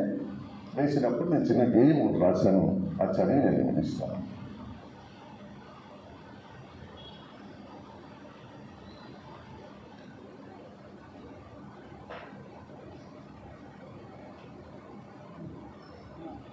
సుమారు చూస్తాం, కళ్ళు తెచ్చుకున్నాను. అతడు నా సాహిత్య సీమకు అరుణు తెలియని ఆప్తబంధు, అతడు నా గుంటూరు నేలకు సంస్కృతి సంస్కార సింధు, అతడు సోమేపల్లి వంశపు అమృతమయ కమలాప్త దీప్తుడు, వెంకట సుబ్బయాఖ్యుడనగా అందరికీ అభిమాన పాత్రుడు, కష్టమయ్యడి బాధ్యతలనే ఇష్టపూర్తిగా స్వీకరించి క్రమము తప్పక నిర్వహిస్తూ కలమును చేపట్టెనాతడు, కవితలో మేలైన పంటలు 10కి పై పండించనాతడు. 10కి పైన కవితా సంపుటి దాకా వచ్చాయి. కవితలో మేలైన పంటలు 10కి పై పండించనాతడు, పచ్చగా 10 నాళ్ళు మనగల మంచి కైతల పంచనాతడు,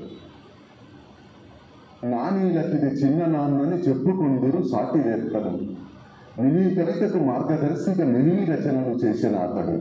చాలా చేశాడు కదా, మినీ కవితలే ఎక్కువ చేశాడు. రచన అతనికి రస సుగంధం, రచయితల స్నేహానుబంధం, 10గురిని ఒక చోట చేర్చుట బాధ్యతగా స్వీకరించాడు.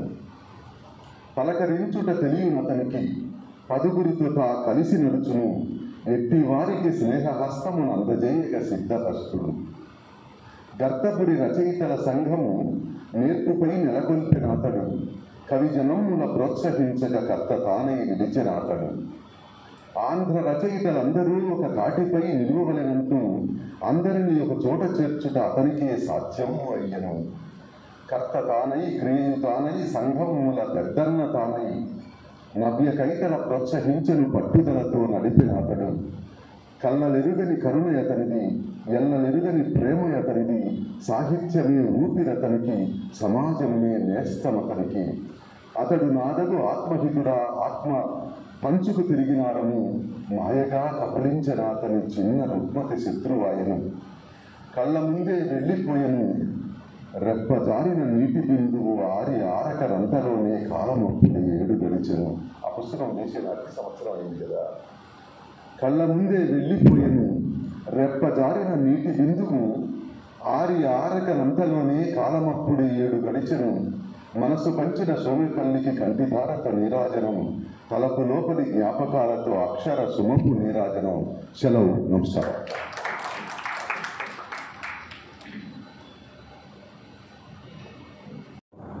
అనేది గుంటూరు జిల్లా రచయిత సంఘం, ఆంధ్రప్రదేశ్ రచయిత సంఘం ఈ రెండు స్థాపించడంలోనే అని మనం అనుకుంటాం. కానీ సోమేపల్లి వెంకట సుబ్బయ్య గారు అంతకుముందే సమూహాలని తయారు చేయడం అన్నది, ఆయన ఎక్కడున్నా కూడా ఏ ఊర్లో ఉన్నా కూడా అక్కడ సమూహాన్ని తయారు చేయడం అన్నది ఆయన ప్రత్యేకత. అది నాకు ఎప్పుడు తెలిసిందంటే మా రచయిత సంఘం రెండు పెట్టిన తర్వాత, ఆయన మరణించిన తర్వాత తెలిసింది. ఆయన తాడేపల్లిగూడెంలో ఉన్నప్పుడు కూడా కళాకారులు రచయితలతో ఆ సమూహాన్ని తయారు చేశారు. గుడివాడలో కూడా అక్కడ సమూహం ఉంది, సుబ్బయ్య గారు వాళ్ళ అభిమానంతో అక్కడ నిర్వహిస్తున్నారు. అలాగే తణుకులో కూడా ఆయన ఎక్కడ ఉంటే అక్కడ ఇంకో 2 ఉదాహరణలు ఉన్నాయి. అదేంటంటే ఆంధ్రప్రదేశ్ రచయిత సంఘం రిజిస్ట్రేషన్ చేసినప్పుడు ఆ రిజిస్ట్రేషన్కి ఒక ఆఫీస్ ఉండాలి. ఆ ఆఫీస్ ఇచ్చింది ఎవరంటే సుబ్బయ్య గారు కారు డ్రైవర్. అక్కడ కూడా గుడివాడలో కూడా వాళ్ళ అధికారంలోని కింద స్థాయి వ్యక్తుల్లో కూడా ఒక కూటమి, ఒక సమూహాన్ని తయారు చేశారు. అలాగే రవి భారతి పెట్టినప్పుడు కూడా చాలామందికి కొంతమంది తెలియకపోవచ్చు, కానీ రవి భారతి 24 సంవత్సరాల క్రితం, 22 క్రితం, నేను ఒక 2 సంవత్సరాలు రిజిస్ట్రేషన్ పంపించి దాని చుట్టూ ఎంఆర్ఓ చుట్టూ తిరిగాను. 2 ఏళ్ళు విసిగిపోయి ఉండిపోయారు. ఆయన విజయవాడ వచ్చారండి. విజయవాడ స్పెషల్ డిప్యూటీ కలెక్టర్గా వచ్చినప్పుడు ఈ విషయం ప్రస్తావన చేశాను. పెడదాం మాట్లాడుతున్న అవల కాలేదు, బలేవాడు ఉండని చెప్పేసి నిన్న నుంచో పెట్టి వెంటనే ఎంఆర్ఓ ఆఫీస్కి ఫోన్ చేసి ఆ తహసీల్దార్ గారు మా ఇంటికి పంపించి మొత్తం దాని గురించి వెరిఫికేషన్ చేసి వెంటనే అదంతా 15 రోజులు అయిపోయింది. 2 ఏళ్ళు తిరిగి ఊరుకుండిపోయారు. అంటే సుబ్బయ్య గారు లేకపోతే రమ్య భారతి లేదు. రమ్య భారతికి సుబ్బయ్య గారికి అవినాభావ సంబంధం అలాగే ఉంది. అలాగే భవిష్యత్తులో కూడా సోమేపల్లి పురస్కారాలు రమ్య భారతి అవినాభావ సంబంధం కూడా అలాగే ఉంది. ఈ విషయాన్ని ఈ సందర్భంగా గుర్తు చేస్తూ ఇప్పుడు సోమేపల్లి సాహిత్య పరిచయాన్ని చేయవలసిందిగా ప్రముఖ అనువాదకులు కందిమల ప్రసాద్ గారిని కోరుతున్నాను.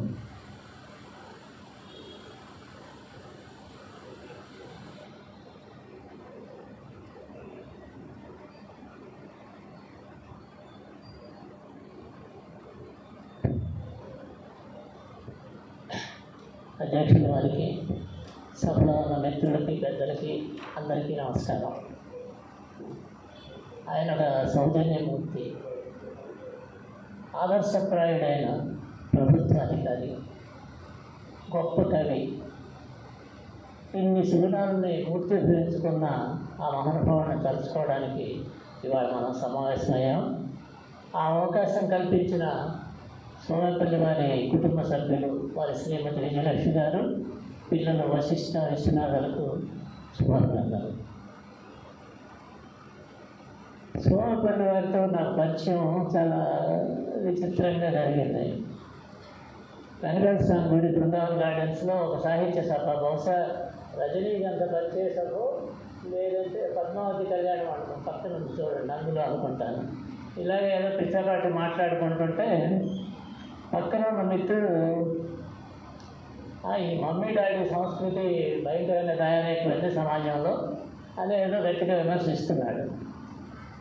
నేను నా సహజ ధోరణితో దాన్ని అడ్డుకొని, అయ్యా మమ్మీ అన్నా డాడీ అన్నా కానీ ఆ పిలుపులో ఆప్యాయతలో ఏమి తేడా ఉండదు. అమ్మ అన్న అదే ఆప్యాయత, మమ్మీ అన్న అదే ఆప్యాయత, ఆ భాష మార్పు అదొక మాధ్యమం తేడా అని చెప్పి నేను అన్నగానే పక్కన వెంకటసుబ్బయ్య గారు ఉండి, ప్రసాద్ గారు మీరు అన్నది నిజమే, కానీ మనకి మంచి మాటలు, హాయిగా పలికే మాటలు ఉన్నాయి కదా, మరి అవెందుకు అనవసరంగా వెతుకులాట అని చెప్పాడు. ఆయనతో నేను ఏకీభవించకపోయినా కానీ ఆయన చెప్పిన ధోరణి నా హృదయాన్ని పట్టేసింది.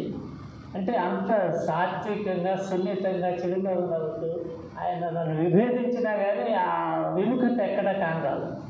అంటే ఒక గొప్ప మనస్తత్వం ఆయనది. ఆ సందర్భాన్ని గుర్తు చేసుకుంటూ ఇవాళ సోమేపల్లి వారి పరిచయం, జస్ట్ వారి సాహిత్య పరిచయం చేయడానికి ప్రయత్నిస్తాను. ఇవాళ యాక్చువల్గా మన సాహిత్యంలో రైతు గురించి ముఖ్యంగా కవిత్వం చెప్పడం చాలా అరుదుగానే ఉంది, తక్కువగానే ఉందని భావిస్తాను. అంటే కథా సాహిత్యం విస్తృతంగా వచ్చింది కానీ కవిత్వం చాలా కొద్దిగానే వచ్చింది. ప్రాచీన సాహిత్యంలో పోతన్న గారు ఆయన నిజానికి హాలికుడు, అంటే వ్యవసాయదారుడు, వ్యవసాయం వృత్తిగా బతికాడు. సత్కవులు హాలికులైననేమి హనాంతర సీమల కందమూల గౌతాలికులైన, అంటే ఆయన అలా బతికాడు. అట్లాగా బ్రతికినాడు. కృష్ణదేవరాయలు ఏదో ఆముక్తమాల్యంలో కొంచెం కొంత షేడ్స్ ఆఫ్ ఇట్ ఏదో రాశాడని విన్నా, నేనేం చదవలేదు కానీ ఎప్పుడో చిన్నప్పుడు ఈ డీటెయిల్స్ ఏదో ఈ చింత చిగురు పప్పు గురించి కబుర్లు చెప్పుకుంటూ వింటారు వర్షాకాలంలో రైతులు. అంటే ఇలాంటివి చాలా పద్యం ఉంది కదా, అంటే ఇలా అరుదుగా ఉన్నాయి. తర్వాత ముఖ్యంగా మనం రవీంద్రుడిని గుర్తు చేసుకోవాలి. ఇలాంటి రైతుల గురించి ఆయన గొప్ప ఒక ఫ్యూడల్ కుటుంబంలో పుట్టాడు. అయినా కానీ ఆయన రైతుల గురించి ఎట్లా గుర్తు చేసుకున్నాడు, ఈ గీతాంజలిలో 11వ స్టాంజాలో చెప్తాడు, మీరేదో మూల కూర్చొని జపమాలు ఇలా ఇలా అనుకుంటుంటే ప్రయోజనం లేదు, దేవుడు మీకేం దగ్గరికి రాడు, మిమ్మల్ని పట్టించుకోడు. అక్కడ పొలాల్లో అరక దున్నుతున్నాడు, అతన్ని పట్టించుకుంటాడు. ఆ రోడ్డు మీద రాళ్ళు బాగా కొడుతున్నారు, అతని పట్ల ఆయన దయ చూపిస్తాడు.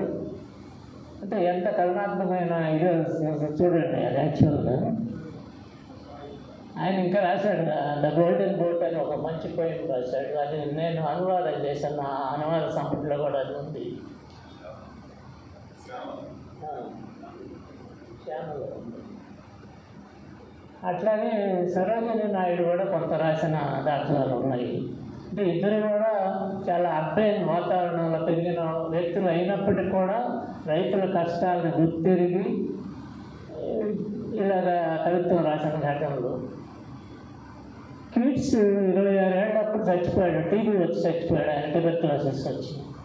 షెల్లీ ఒక ఎలిజీ రాస్తాడు ఆయన చనిపోయాక.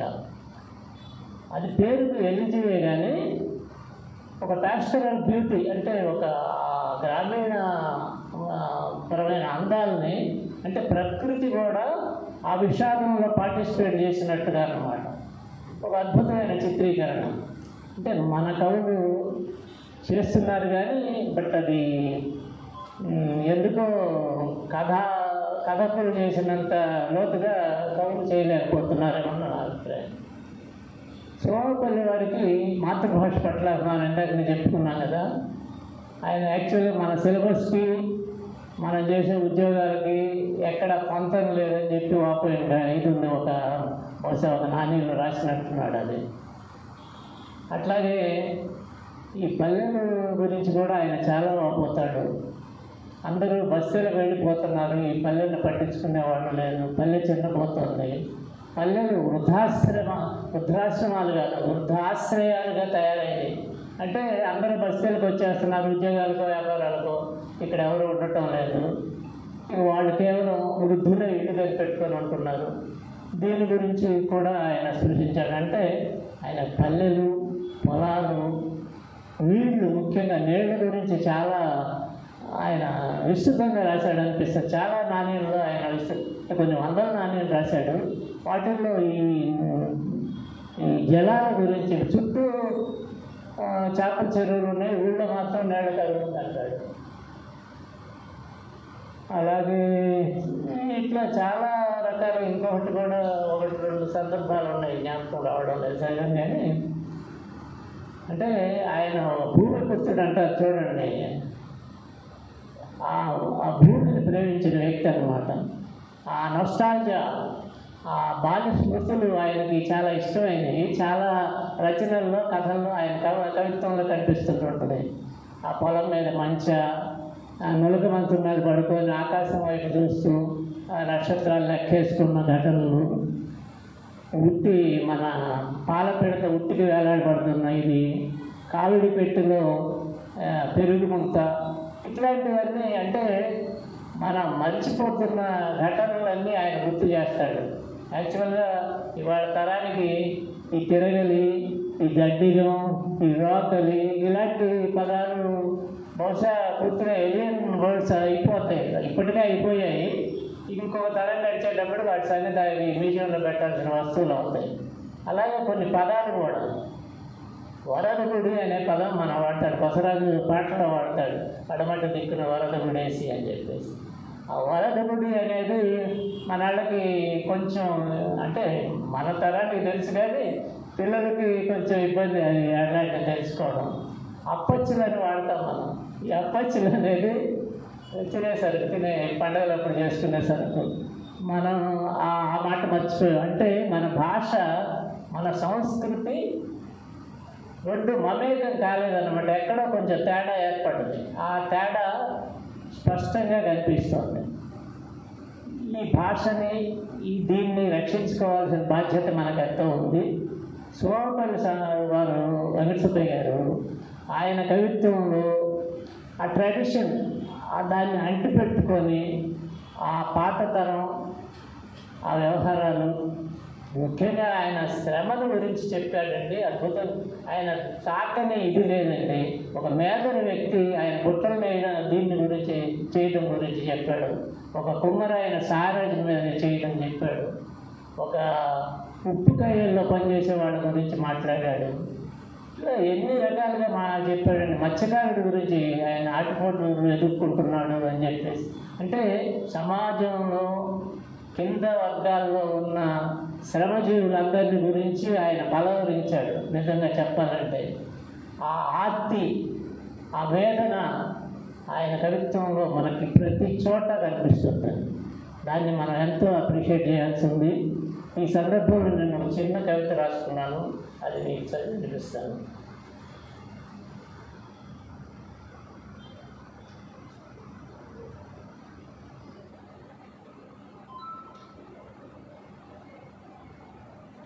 ఋషి కానివాడు కావ్య సృష్టి చేయలేడు.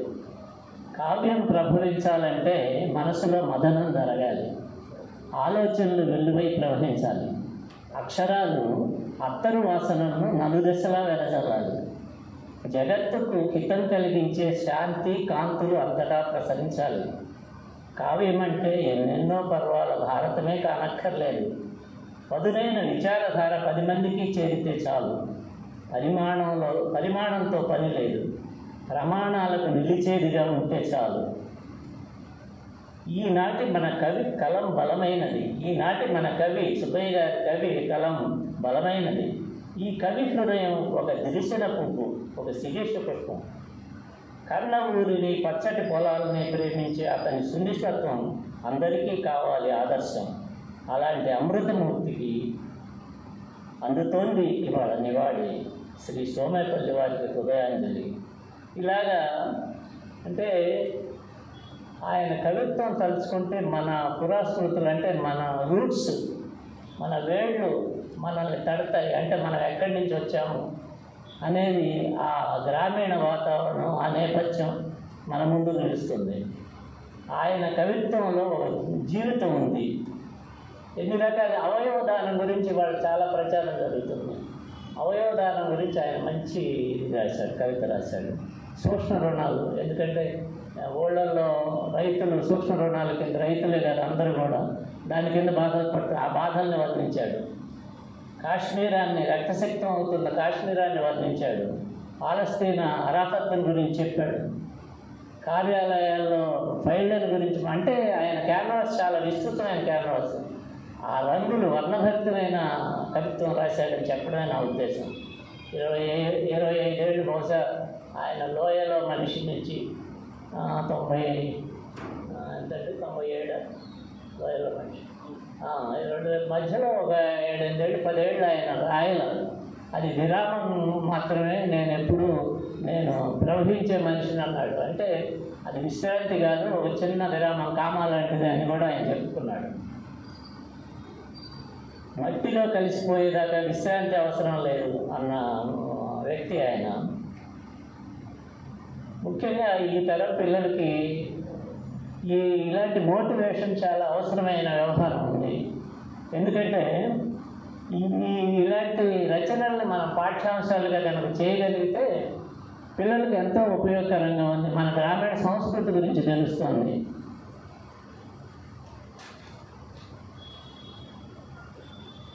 రైతు ముఖ్యంగా ఆయన బలహీనత రైతండి.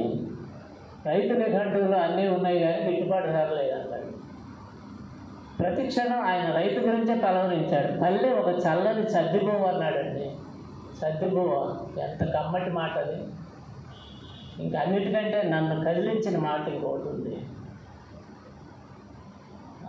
ఇది నూర్పిడి జరుగుతుంది కదా కళ్ళాల్లో జరిగే నూర్పిడిని ఊరికి జరిగిన అన్నపళ్ళంలాగా చెప్పాడు. ఊరికి అన్నపళ్ళంగా దాన్ని పోల్చాడు. అంటే ఎంత గొప్ప సిమిలీనో చూడండి. అలాగే రూపకాలు కూడా చాలా వాడాడు. అంటే మెటఫర్స్ చాలా విస్తృతంగా వాడాడు. ఏదో అడవిని చూసి అది ఒక ఆక్సిజన్ సిలిండర్ అన్నాడు. అడవినే ఆక్సిజన్ సిలిండర్. ఇలాంటివి మనకి ఇంకోటి క్లీనర్ని ఎంగిలి గుడ్డగా మారిన క్లీనర్ అన్నాడండి. ఈ క్లీనింగ్ అంటే ఈ మన హోటల్స్లో క్లీన్ చేస్తారు పిల్లలు చూడండి. వాడిని ఎంగిలి గుడ్డగా మారిన అంటే అది గొప్ప అలంకారం మెటఫర్. ఇట్లాంటి నిరూపణలు ఎన్నో ఉన్నాయి. అచ్చంగా దీని మీద చర్చించడానికి ఒక రోజంతా సెమినార్ నిర్వహిస్తే ఆయన మీద ఈనాడు ఎవరు నెల్లిమర్ల లక్ష్మి గారు ఎంఫిల్ చేశారు. చాలా మంచి రీసెర్చ్ వర్క్ ఇది. బాగా చేశారు. ఇలాంటివి ఇంకా ఎన్నో ముందు రావాలని చెప్పి ఆకాంక్షిస్తున్నాను. అట్లాగే కొసమెరుపుగా ఇందాక మన పాపనేని గారు అన్నారు, నేను దీపావళి రోజు పుట్టాను కానీ అంటే ప్రూవ్ చేసుకోలేకపోయాను. మీరు ప్రూవ్ చేసుకున్నారు సార్. కొన్ని వేల మంది పాఠకుల హృదయాలను దోచుకున్నారు మీ విమర్శలు, కథలు, కవితల ద్వారా. అందువల్ల అదొకటి. ఇంకొకటి మన చలపాటి ప్రకాష్ గారు ఒక మాట అన్నారు, 95% చాలా నిక్కచ్చిగా జరిగింది. మిగతా 5% బయట పెట్టారు సార్. అందరూ తెలుసుకుంటారు.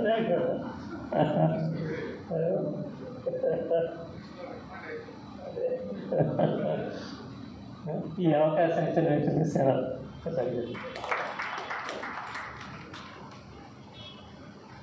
సుబ్బయ్య గారి పదాలు రైతు గురించి, గ్రామీణ ప్రాంతం గురించి ఆయన ఉపయోగించిన పదాలు సాధారణ వ్యక్తికి అర్థం కావు. అంటే ఈ తరం సాధారణ అంటే గత తరం కాదు, ఈ తరం కదా తెలియదు. అటువంటి పదాల గురించి వెలికి తీసి చక్కగా విశ్లేషణ చేశారు కందిమా శివప్రసాద్ గారు. వారికి ధన్యవాదాలు. ఇదే విషయంలో ఆయన ఒక ప్రస్తావన కూడా చేశారు. ఆయన దేవదానం అంటే చనిపోయిన తర్వాత కూడా కళలను నేత్రదానం చేశారు, శరీర దానం చేశారు. ఇది చూసి ఒక విజయవాడలో ఉన్న పెద్ద అంటే వయసులో పెద్ద రచయితుడు ఆమె ఒక మాట ఉంది, ప్రకాష్ గారు మీరు చనిపోయిన తర్వాత కూడా మీరు దగ్గరుండి ఈ విధంగానే సుబ్బయ్య గారు ఎలాగే తీవ్రంగా సాగమంటారో అదేవిధంగా జనానికి ఉపయోగపడే విధంగా నా దేహాన్ని అర్పించే విధంగా నాకు అవకాశం ఇవ్వండి అని చెప్పేసి అంటే సుబ్బయ్య గారిని స్ఫూర్తిగా తీసుకొని ఆ అన్న మాటకి ఆనందపడాలో, లేదంటే చనిపోయే విషయం బతుకుండగా చెప్పే విధానాన్ని తీసుకుని బాధపడాలో అర్థం కాని పరిస్థితి. ఏదైనా సుబ్బయ్య గారు రాయడమే కాదు, చేతల్లో కూడా ఆయన చూపించారు. చనిపోయిన తర్వాత కూడా వారి కుటుంబం వారు బతికించారు. ఈ విషయాన్ని కూడా ఆయన ప్రస్తావించారు. మరొకసారి గుర్తు చేసినందుకు ధన్యవాదాలు. సోమపల్లి వెంకట సుబ్బయ్య గారు ఒకసారి విజయవాడ వంటం వచ్చారు. కారులో వెళ్తున్నాం. కొండ మీద చాలా పైకి ఇళ్ళు ఉన్నాయి. మొత్తం కొండ శిఖరం వరకు ఎక్కిస్తుంది. వంటంలో చాలా చూస్తూ ఉంటారు చాలామంది. దాని మీద ఆయన చూసి ఆశ్చర్యంగా చూసి అంటే ఆయన నిశ్చిత పరిశీలన ఎలా ఉంటుందో దాని మీద అంటే అప్పటికప్పుడే ఒక నాణ్యం రాశారు. అంటే ఒక్క అంశం మీద కూడా ఎక్కడికి వెళ్ళినా సరే ఆయన నేతలు ఒక వృత్తి మీదే ఉండకుండా ఆ వృత్తి మీద వెళ్ళినప్పుడు ప్రజలలో ఎటువంటి పరిస్థితులు ఉన్నాయో కూడా ఆయన అవగాహన చేసుకోవడంలో చాలా దిట్ట. అటువంటి విషయాలు కూడా మేము ఆయన మాటల్లోని చేతల్లో కూడా మేము చాలా చూసాం. ఇక సుబ్బయ్య గారి వ్యక్తిత్వ పరిచయాన్ని చేయవలసిందిగా మా గుంటూరు జిల్లా రచయిత సంఘం అలాగే ఆంధ్రప్రదేశ్ రచయిత సంఘం కోశాధికారి అయిన నానాగారిని కోరుతున్నాను. నానాగారు మీ అందరికీ సుపరిచితులే. ఆయన సుబ్బయ్య గారు ఇక్కడ జిల్లా పరిషత్ సీఈఓగా ఉన్నప్పుడు వారి కార్యాలయంలోనే జిల్లా పరిషత్ కార్యాలయంలోనే వారి పుస్తకాన్ని ఆవిష్కరణ చేశారు, మొదటి కవితా సభకి. అప్పుడు నేను వచ్చాను. అలాగే ఇటీవల నాని అని చెప్పేసి నాని అర్థం వచ్చేటట్టు నాని రాశారు. ఆయన సుబ్బయ్య గారి నుంచి తనకున్న వ్యక్తి పరిచయంగా చేయవలసిందిగా కోరుతున్నాను.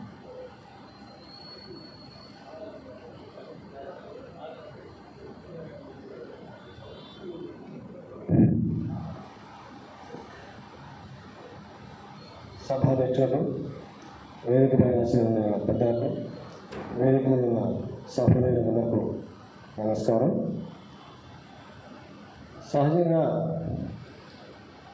ఒక వ్యక్తి యొక్క జయంతి కానీ వర్ధంతులు కానీ నిర్వహించేటప్పుడు ఆ వ్యక్తి యొక్క మంచితనాన్ని, వారు చేసిన మంచి పనుల్ని స్మరించుకోవటమే కాకుండా వాళ్ళ యొక్క ఆలోచనని ముందుకు తీసుకెళ్ళటం అనేది ప్రధానమైన నా ఉద్దేశం. అందరం స్మరించుకుంటాం, సహజంగా జరిగేది అదే. గత చరిత్ర నుంచి, పురాణాల నుంచి ఏ మంచి వ్యక్తి యొక్క జయంతి వచ్చినా, ఏ మంచి వ్యక్తి యొక్క వర్ధంతులు వచ్చినా వారి గురించి స్మరించుకోవటం జరుగుతుంది తప్పితే వారి యొక్క ఆలోచనలని, ఉద్దేశాలని ముందుకు తీసుకెళ్ళడం అనేది కొంచెం వెనకబడింది అనేది వాస్తవం. ఇక్కడ సోమేపల్లి వెంకట సుబ్బయ్య అనే ఒక వాక్యాన్ని, ఒక పేరుని రెండు రకాలుగా చెప్పుకుంటే సాహిత్య ప్రపంచంలో సోమేపల్లి పేరు చిరస్థాయి, వెంకట సుబ్బయ్య అనే పేరు ఉద్యోగ ప్రపంచంలో ఎప్పటికీ చిరస్థాయి. ఒక మనిషిని మనం గుర్తు చేసుకునేటప్పుడు పరిచయం, సాన్నిహిత్యం, సహాయం ఇలా కొన్ని విషయాల్లో మనం గుర్తు చేసుకుంటూ ఉంటాం. సుబ్బయ్య గారితో పరిచయం అయ్యింది అంటే ఆయన ద్వారా ఏదో ఒక విషయంలో ఆయన ప్రవర్తన చూసి, ఆయన మాట తీరు చూసి, ఆయన సహాయాన్ని చూసి ప్రభావితం అవ్వటం అనేది తథ్యం. ఎవరైనా కానివ్వండి, విషయం చిన్నవాళ్ళ, పెద్దవాళ్ళ, గొప్పవాళ్ళ కాదు, కానీ ఆయనతో పరిచయం అయితే తప్పనిసరిగా ప్రభావితం అవుతారు. ఆ ప్రభావితమైన వ్యక్తులు నేను కూడా ఉన్నాను. ఇక్కడ ముఖ్యంగా చెప్పుకోవాల్సింది ఏంటంటే, సోమేపల్లి వెంకట సుబ్బయ్య గారు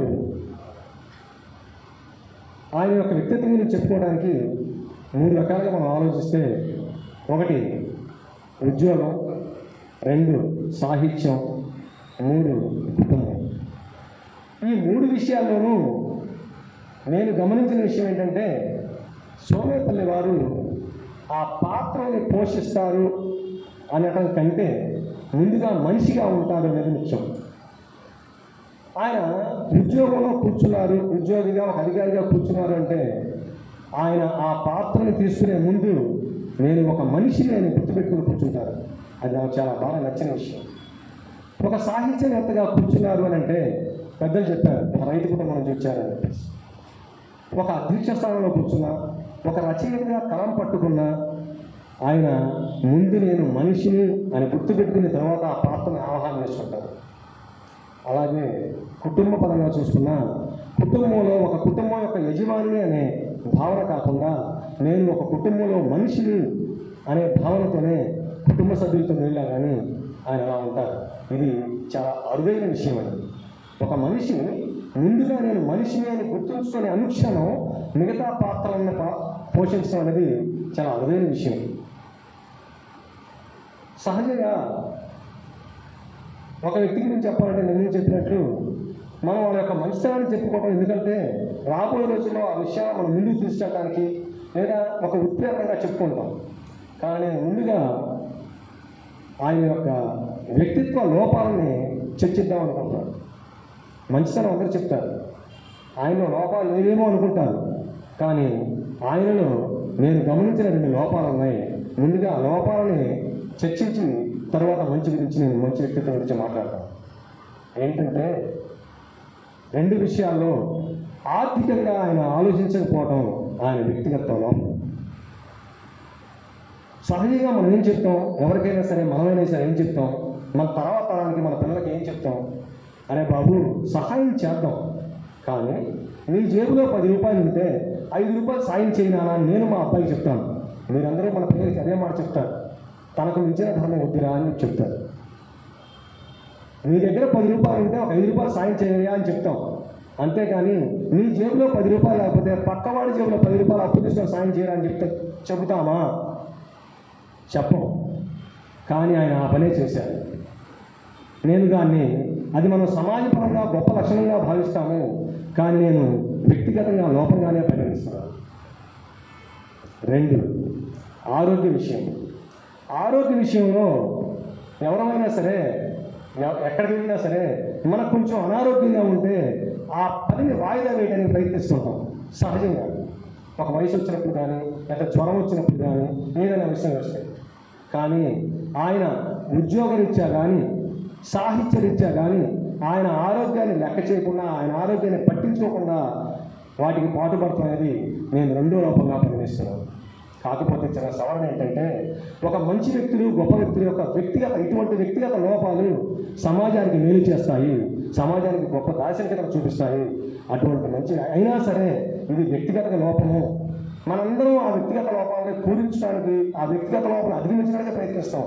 కానీ ఆయన ఆ వ్యక్తిగత లోపాలని నేను నష్టపోయినా పర్లేదు, కానీ నా ద్వారా సమాజానికి ఒక మంచి జరగాలనే ఉద్దేశంతో ఆయన చేసిన దానిని మంచి వాళ్ళ వ్యక్తిగత లోపాలు సమాజానికి మేలు చేస్తాయనడానికి వెంకట సుబ్బయ్య గారు ఒక మంచి నిదర్శనం అని చెప్పేసి నేను తెలియజేస్తున్నాను. పోతే ఉద్యోగరీత్యా నేను 2016లో ఇందాక పెద్దలు చెప్పారు ప్రకాష్ గారు, వేతన నివేదన అనే నా పుస్తకాన్ని ఆవిష్కరించడం కోసం మొట్టమొదటిసారిగా పరిచయం జరిగినప్పుడు జానీ భాష గారు తీసుకెళ్ళి పరిచయం చేశారు. అప్పుడే గోపి గారు, సుబ్బయ్య గారు ఒక రోజున కూర్చొని మాట్లాడుకుంటున్నారు. తర్వాత ఆఫీస్కి రమ్మన్నారు. ఒక వ్యక్తిని మొట్టమొదటిసారి చూసినప్పుడు ఎటువంటి భావన కలిగిందంటే, సహజంగా సీఈఓ ఆఫీస్కి వెళ్తామో చేస్తుంటాము, కానీ ఒక జిల్లా పరిషత్ అధికారిగా ఉండి, ఒక డిప్యూటీ కలెక్టర్ హోదాలో ఉంది, ఆ వ్యక్తి యొక్క ఛాంబర్లోకి ఫస్ట్ టైం వెళ్ళినప్పుడు ఒక సాధారణ వ్యక్తిగా ఎటువంటి ఒక వాతావరణాన్ని ఊహిస్తామో దానికి ప్రతిగా భిన్నంగా ఎంతో ఆప్యాయంగా చిరునవ్వుతో పలకరించడం కానీ, కూర్చోబెట్టిన తర్వాత అటెండర్ని పిలిచి కాఫీ పలహారాలు తెప్పించడం కానీ, సాహిత్యం కోసం వచ్చారు అని అంటే వాళ్ళతో పరిచయంతో సంబంధం లేదా, కొత్త వాళ్ళ పాత వాళ్ళ కాదు, ఇతను ఒక కవి, ఇతను ఒక రచయిత, ఇతన్ని ప్రోత్సహించాలి, అదే భావంతో ఉండేవాళ్ళు. అంతేకాకుండా నేను అతి దగ్గరగా చూసిన విషయాలని ఆయన వ్యక్తిత్వ విషయంలో చెప్తే, ఇందాక మన పెరుగున్న వారు చెప్పారు, తాడేపల్లి గూడెంలో ఆయన పేరు మీద ఒక కాలనీ పెట్టారు. లిటరల్లీ అండి, ఆయన చనిపోయినప్పుడు తాడేపల్లిగూడి నుంచి ఆ గ్రామం వాళ్ళు వచ్చారండి, కళ్ళమ్మడి నీళ్లు పెట్టుకుంటూ, పుణ్యాత్ముడండి, మా ఇళ్లలో దీపం వెలిగించారండి, మహానుభావుడండి, ఆయన వల్లే మేము ఆ ఇంట్లో దీపాలు పెట్టుకుంటున్నామని చెప్పేసి ఏడ్చి, ఆయన తాడేపల్లిగూడిలో వర్క్ చేసినప్పుడు, మళ్ళీ గుంటూరు ఇంకో 2-3 ఏరియాలు తిరిగినప్పుడు, రిటైర్ అయినప్పుడు, ఆయన చనిపోయినప్పుడు, అన్ని సంవత్సరాల తర్వాత ఒక సామాన్య జనం గుర్తు పెట్టుకుని వచ్చి ఆ పుణ్యాత్ముడు వల్ల మేము ఇళ్లలో దీపాలు వెలుగుతున్నామంటే ఒక ఉద్యోగిగా అంతకంటే ఇంకా ఆయన వ్యక్తిత్వాన్ని నిదర్శనంగా చెప్పడానికి అంత గొప్ప వ్యక్తిత్వం కాదు వ్యక్తి.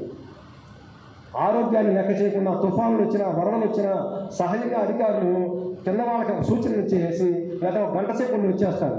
కానీ అర్ధరాత్రి దాకా కుటుంబాన్ని కూడా ఆ పక్కన సీతమూర ఒక ఆవిడ ఉన్నారు అక్కడ ఉన్నప్పుడు, ఆవిడ చూసుకుంటుందని చెప్పేసి అని ఈయన అర్ధరాత్రి దాకా వెళ్ళైనా సరే ఆ ఉద్యోగ బాధ్యతలు చేసి వచ్చేవాడు తప్పితే ఎక్కడా కూడా అధికారిని నేను ఆర్డర్లు వేసి కూర్చున్నానే మనస్తత్వంతో కాదు ఆయన ఎప్పుడు వచ్చింది. అలాగే కింద స్థాయి ఉద్యోగులు సైతం పేరు పెట్టి కానీ లేదా మీరు అని సంబోధించే గొప్ప వ్యక్తిత్వాన్ని గమనించాను ఆయన. నేను ఆయనతో సాహిత్యం పెంచుకోవడానికి కారణం ఆయన అధికారాన్ని కాదు, కానీ ఆయన వ్యక్తిత్వాన్ని ఖచ్చితంగా చెప్పగలను. అలాగే ఆయన చిన్నవాళ్ళు గౌరవించడానికి ఒక చిన్న ఉదాహరణ చెప్తాను. మా అన్నయ్య కొడుకు ఢిల్లీలో చదువుకొని గురికి వచ్చాడు. వారికి ఐఏఎస్ ఎగ్జామ్లో గ్రూప్ అంతా ప్రిపేర్ అని చెప్పేసి అనుకుంటాను.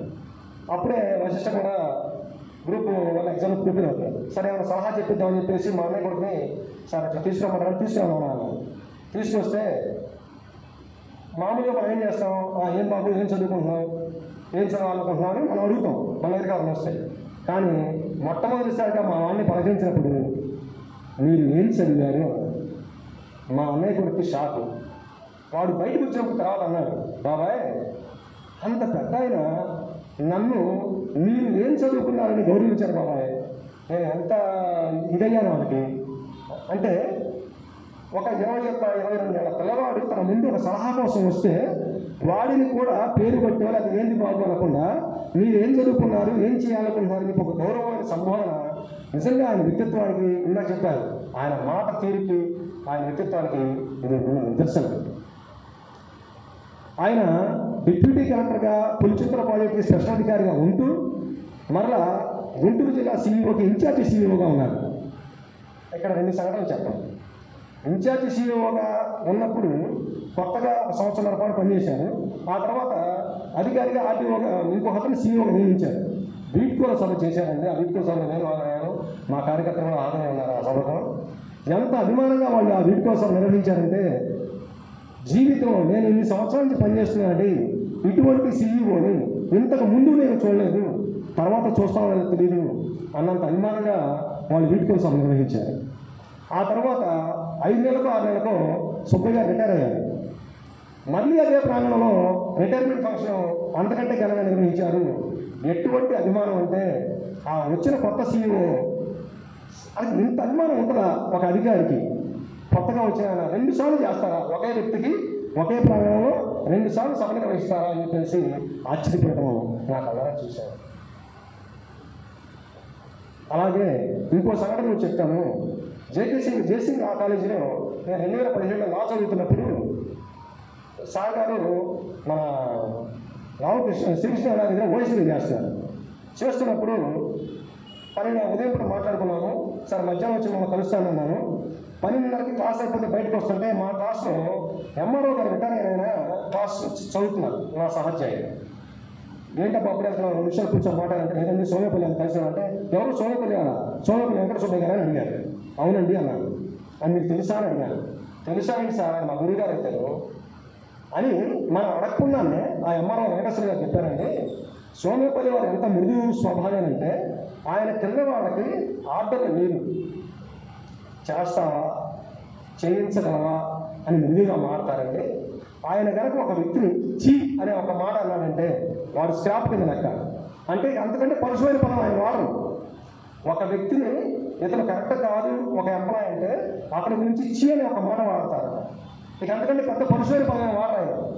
చాలు వాడు స్క్రాప్ కింద లెక్కే అని ఒక 5 నిమిషాల సేపు పరిచయం లేని వ్యక్తి సోమేపల్లి అనే పదం వినపడంగానే ఆయన అంత అభిమానంగా చెప్పాడంటే అంటే ఇవన్నీ ఎందుకంటే ఒక వ్యక్తిత్వం నాకు కలిగిన అనుభవాల్లో ఆయన వ్యక్తిత్వాన్ని గుర్తు చేసే సందర్భాలు ఇది ఉద్యోగరీత్యా. రెండేది సాహిత్యం ప్రకారం చూసుకుంటే ఆయన వ్యక్తిత్వాన్ని 2007లో గుంటూరు జిల్లా రచన సంఘం స్థాపించిన కాడి నుంచి 2015లో ఆంధ్రప్రదేశ్ రచన సంఘం స్థాపించిన తర్వాత కాడి నుంచి ఆయన యొక్క ఉద్దేశం ఒకటే ఉండేది. ఇందాక చెప్పారు, ఎక్కడికి వెళ్ళినా ఆయన ఒక సమూహాన్ని తయారు చేస్తారు. నిజంగా గుంటూరు జిల్లా రచన సంఘం సుబ్బయ్య గారు రాకముందు పెద్దలు ఎంతోమంది చెప్పారు, అంతకుముందు ఎంతోమంది కవులు రచనలు ఉన్నారు. కానీ ఒక సమూహాన్ని ఏర్పరిచి ఒక బాధ్యతలు తీసుకోవడానికి కొంత వెనకాడిన మాట వాస్తవమే. దాన్ని ఆయన అధిగమించి గుంటూరు జిల్లా రచన సంఘాన్ని స్థాపించిన తర్వాత దశాబ్ద కాలం ఒక స్వర్ణయుగం అని చెప్పుకోవడానికి అతిశయోక్తం కాదు. దానికి నిదర్శనంగా మొన్న రాసిన హరిత సంఘం పుస్తకంలో నాగబోయి ఆదినారాయణ గారు ఒక వాక్యం రాశారు. సోమేపల్లి వారు గుంటూరు జిల్లా రచనల సంఘం స్థాపించిన తర్వాత గుంటూరులో ఒక స్వర్ణయుగం నడిచింది. ఆయన పెట్టిన సభల మొత్తం చూస్తే ఒక భువన విజయాన్ని కల్పించే విధంగా ఉన్నాయని చెప్పేసి స్వయంగా నాగబోయి ఆదినారాయణ గారు ఆయన వాక్యాన్ని రాసినప్పుడు నేను చూశాను. సాహిత్య ప్రపంచంలో ఆయన అధ్యక్షుడిగా ఉండటమే కాదు, ఎంతోమంది కవులని ఇక్కడ ఆయన ఆరోగ్యం విషయంలో సాహిత్యానికి ఎంత ఇంపార్టెన్స్ ఇస్తారో ఇందాక చెప్పాను. ఉద్యోగరీత్యా ఇక్కడ ఇంకో సంఘటన చెప్తాను. సాహిత్యానికి కూడా ఆయన ఆరోగ్యాన్ని పట్టించుకోవడం ఎందుకు వస్తారని చెప్పేసి ఒక చిన్న ఉదాహరణ. ఆ సభలో పెరుగున్న వారు ఉన్నారు. బొమ్మ ఉమామేశ్వరరెడ్డిది ఒక పుస్తక ఆవిష్కరణ జరుగుతున్నప్పుడు దానికి అధ్యక్షుడిగా సోమేపల్లి గారినే ఉన్నారు. ఆ సభకి వచ్చే ఉదయం పూట కొంచెం అనారోగ్యం పాలయ్యారు. బాగా జ్వరంగా ఉంది, చలికి ఉడుకుతున్నట్టుగా ఉన్నారు. మామూలుగా మనందరం అయితే ఆ సభకి ఇలా ఇన్ఫర్మేషన్ ఇచ్చి సమాచారం అందించి అయ్యా నాకు ఆరోగ్యం బాగా రాలేకపోతుందని చెప్తారు. కానీ సుబ్బయ్య గారు అలా చేయాలి.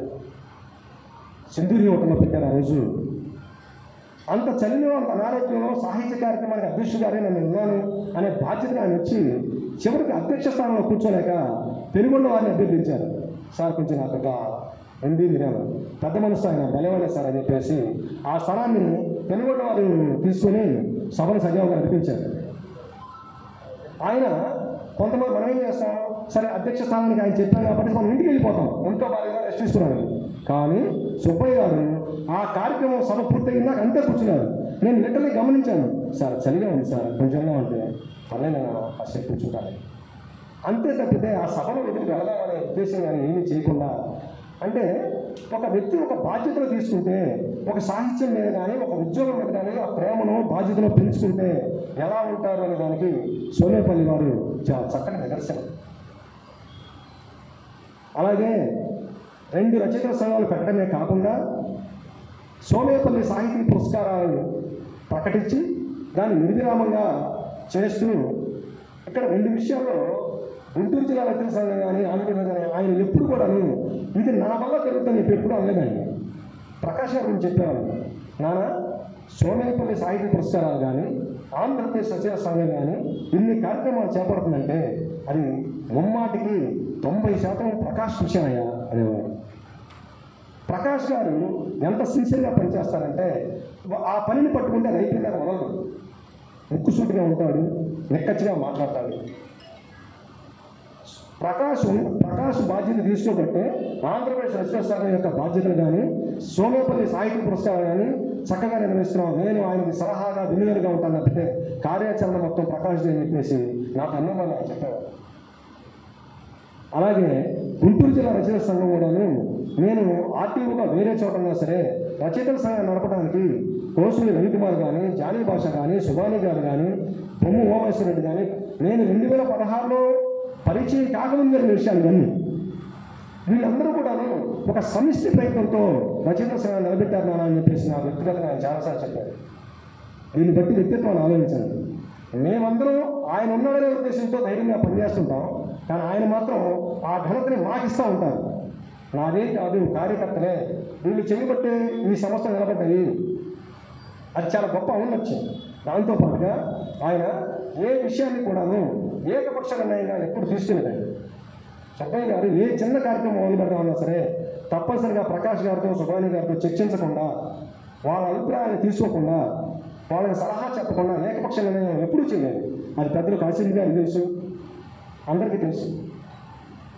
అటువంటి గొప్ప వ్యక్తిత్వంతో ఆయన ఈ సభను నడిపించడం కానీ, దాంతోపాటుగా ఇవాళ సభాముఖంగా తెలియజేస్తున్నానండి, గుంటూరు జిల్లా రచయితల సంఘం, ఆంధ్రప్రదేశ్ రచయితల సంఘానికి మార్గదర్శనం ఆయన ఉద్దేశాలేనండి. ఈ బైరాలు ఇవన్నీ పక్కన పెట్టేస్తే అది సహజంగా ఒక లిమిట్గా ఇది రాసుకుంటాం. కానీ ఇప్పటికీ ప్రకాష్ గారు కానీ, సుభాని గారు కానీ కార్యదర్శిగా ఉంటూ ఆయన ఉద్దేశాలే వీటికి మార్గదర్శకాలు అంతే, ఇంకా వేరే ఆలోచన లేవు. ఇందాక చెప్పారు సారు, ఆ పలకరింపులో కూడా వశిష్టాన్ని చెప్పేసి అది ఆ పులికి పుచ్చుకోవటం, ఆ విషయాలను తీసుకోవటం ఎంత హుందాగా ఉంటుందంటే రచయితలు వచ్చిన తర్వాత వాళ్ళు మళ్ళీ వెళ్ళినాక క్షేమ సమాచారం కనుక్కోవటం. ఇంటికి చేరిన తర్వాత అమ్మ జాగ్రత్తగా చేరారా అని వెళ్ళి ఫోన్ కూడా చేసినాక మీరు వెళ్ళిన తర్వాత కంపల్సరీగా ఫోన్ చేయండి అని చెప్పేసి అంత జాగ్రత్తగా ఉండేవాడు. నాన్న ఎక్కడి నుంచి వస్తారు. నేను ఆయన ఆర్థిక విషయంలో ఒక విషయం చెప్తాను. ఒకసారి దేవిప్రియ గారిని ఒక సభకు పిలిచాను.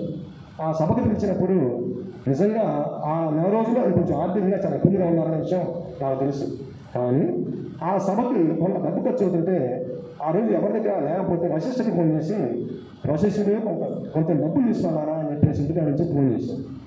నేను పక్కకెళ్ళి ఎందుకు సార్ అట్లా డబ్బులు లేకపోతే అంటే నవ్వుతూ ఒక మాట చెప్పారు, మనకి సిగరెట్ మందు తాగడం అలవాటు లేదు కదా, మనకు ఇష్టమైన సాహిత్యం కదా, దాన్ని ఖర్చు పెట్టద్దామా.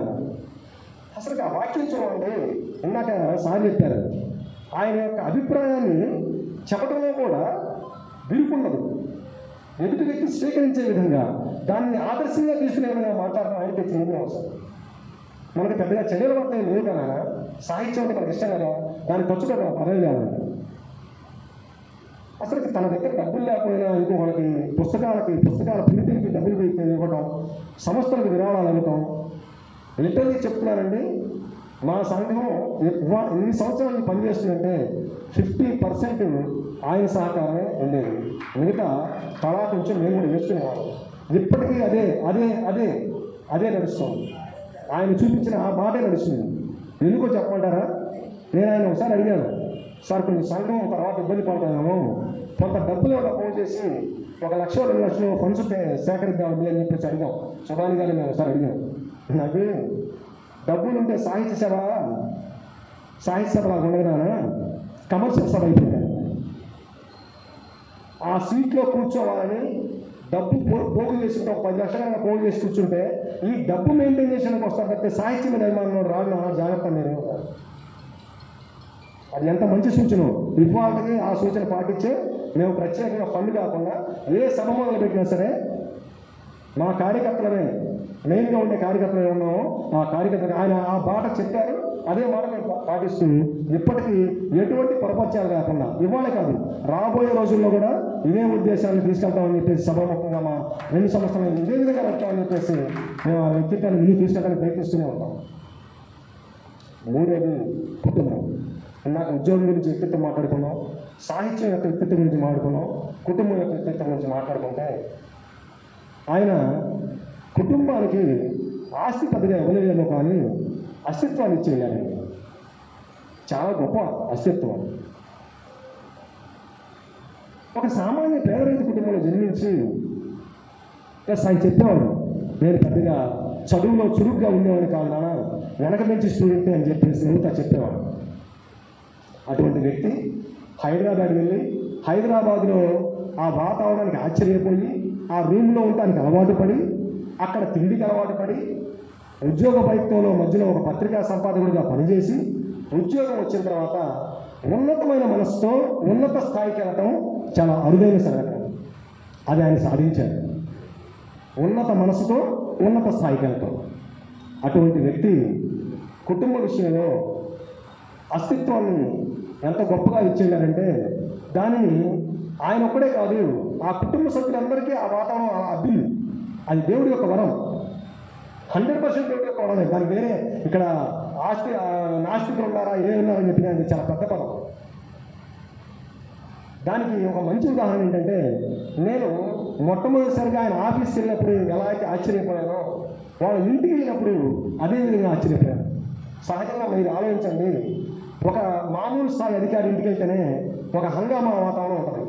కానీ ఇప్పటికీ అప్పటికి సోమేపల్లి గారి ఇంట్లో ఒక సహజమైన వాతావరణం తప్పితే ఒక రిచ్నెస్ ఉండదు, ఆప్యాయత అభిమానాలే ఉంటాయి.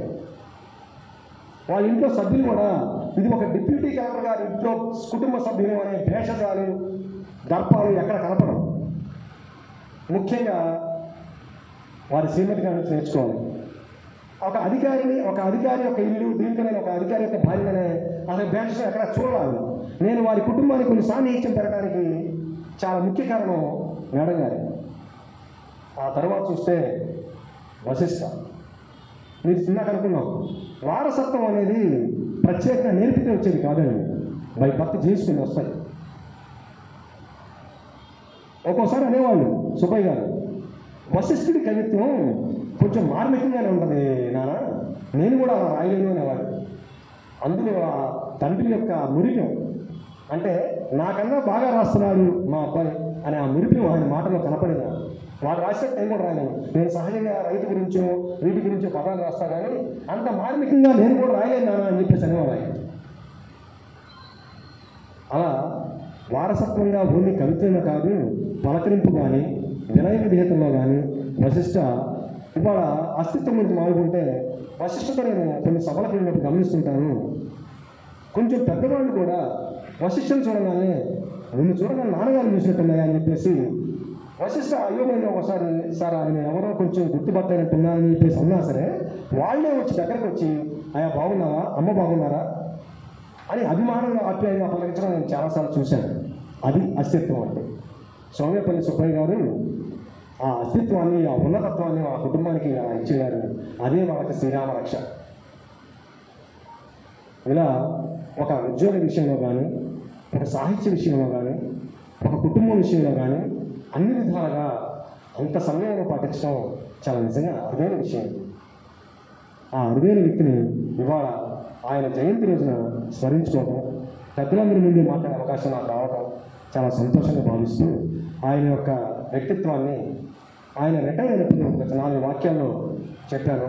ఆ 4 వాక్యాలని ఇప్పుడు చెప్తాను. సోమేపల్లి వెంకట సుబ్బయ్య చదువులో చురుకు కాదు, చదువు అంటే ఇష్టపడతారు. భాషలో పండితుడు కాదు, భాషను ప్రేమిస్తారు. మనుషులను చదవరు, మనసులను గెలుస్తారు. అధికార దర్పం చలాయించరు, అన్ని పనులు చేయిస్తారు. ఆయనకు 2 తెలుసు: నిరాడంబరంగా ఉండటం, మనిషిని మనిషిగా గౌరవించటం. మనిషి నిదానం, మనసు నిదానం, మాట నిదానం, అవసరమైన చోట అనువుగా మాట్లాడే స్వభావం. ఆయన విశ్రాంతి కోరుకోరు, పనికి మధ్య కాస్త విరామం చాలు అంటారు. ఊపిరి ఉన్నంత వరకు శ్రమించారు, మట్టి పరిమాణాలు వెదజల్లి వెళ్ళారు.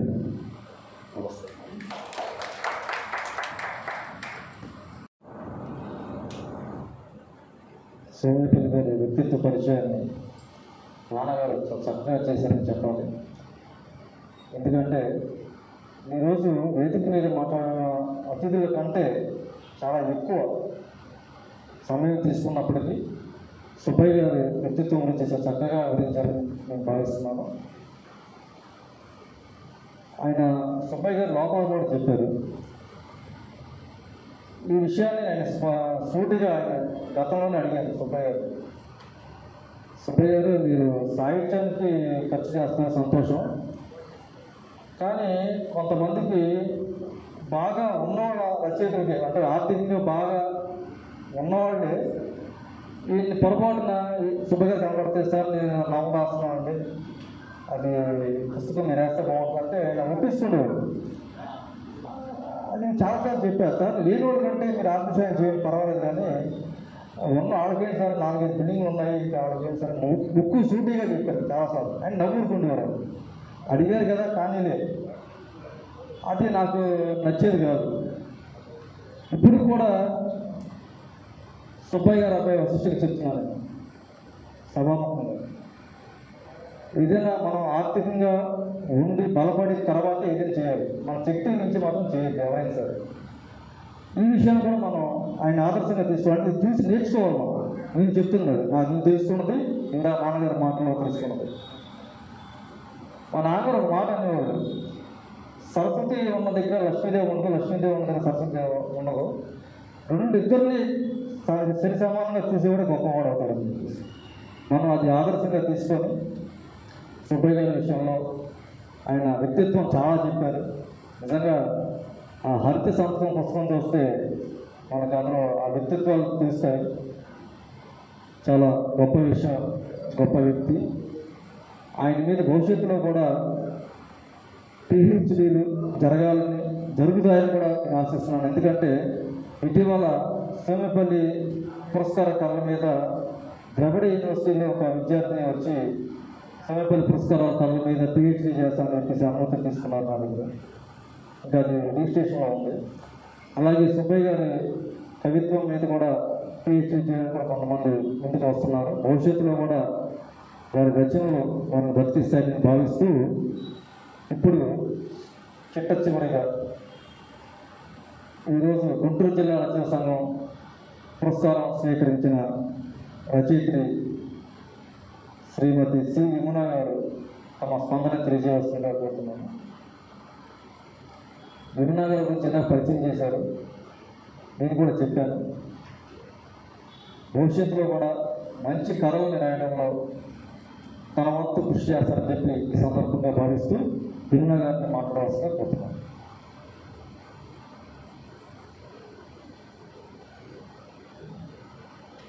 వేదికను అలంకరించిన సాహితీవేత్తలకి, సాహిత్య సేవకులకి, సాహిత్య అభిలాషులకి అందరికీ నమస్కారాలు. ముందుగా అందరూ చెప్పారు, సోమేపల్లి వెంకట సుబ్బయ్య గారి జయంతి సందర్భంగా గతంలో ఉన్న అనుభవాలు అన్నీ తెలియచేశారు. నాకు అనిపిస్తుంది ఆయన చూడలేకపోవడం చాలా విచారకరం అనిపిస్తుంది. ఎందుకంటే ఆయన గొంతు విన్నాను, నాతో మాట్లాడారు. యాక్చువల్లీ ఈరోజు రెక్కలు వచ్చాయి పుస్తకానికి పురస్కారం సుమారుగా 2017 ఆ ప్రాంతాల్లో ప్రకటించడం జరిగింది. అప్పుడు ఆయన మాట్లాడారు, వాళ్ళు చెప్పినట్టే సౌమ్యంగా, ఆత్మీయంగా. కానీ ఈరోజు చూడలేకపోతున్నాను ఇలాంటి వ్యక్తిని అని చాలా విచారకరంగా ఉంది. కాకపోతే కథలు చాలా రాశాను. దానిలో ఒక కథ ఉంది, జాగృతి వారి చేత సెలెక్ట్ చేయబడి పబ్లిష్ చేయండి, భావములోన అని.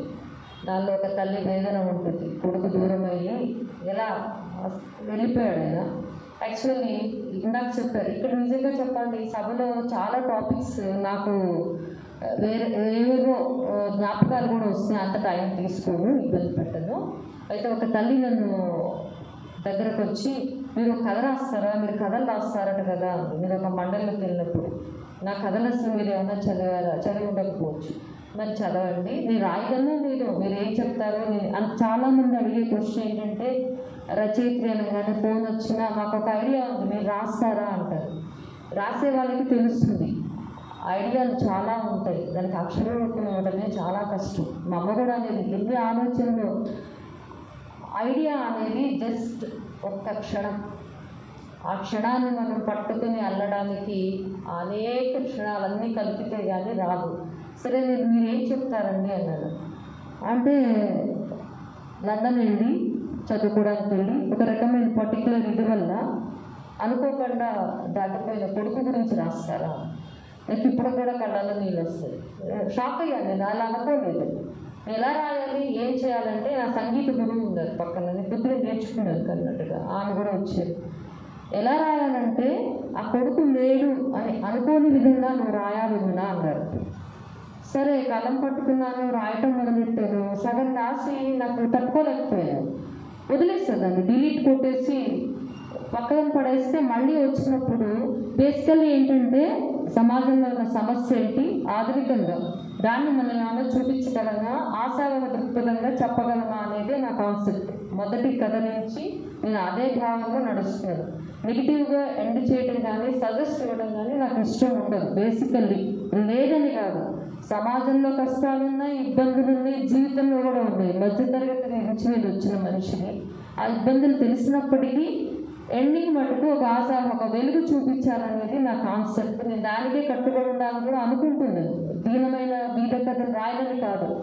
సో ఆవిడ అడిగిన తర్వాత మళ్ళీ 2 ఏళ్ల తర్వాత దాన్ని రీకలెక్ట్ చేసి రాసి జాగృతి పంపించడం జరిగింది. అది భావములోన. అలాంటి వాళ్ళు ఎలా బెతరపడ్డారు, ఎట్లా వాళ్ళని దాటిపోయిన వాళ్ళని ఆ వెలితిని ఎలా పూడ్చుకున్నారు, అట్లా రాయటం జరిగింది. దానిలో అంటే వేగ్గా ఉంది, ఒక పుస్తకంలో ఉంది, మన మనసుల్లో నిలిచిపోయినంత కాలము వాళ్ళకి మరణం లేదు. అది చివరి వాక్యంగా నాకు గుర్తుంది సుమారుగా.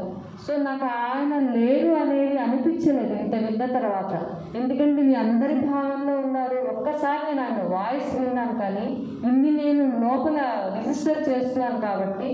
సో ఆయన ఉన్నారు, అది ఫిజికల్గా లేదు, మనసులో నుంచి వెళ్ళిపోయినప్పుడే ఆ మనిషికి మరణం అనేది నా నమ్మకం.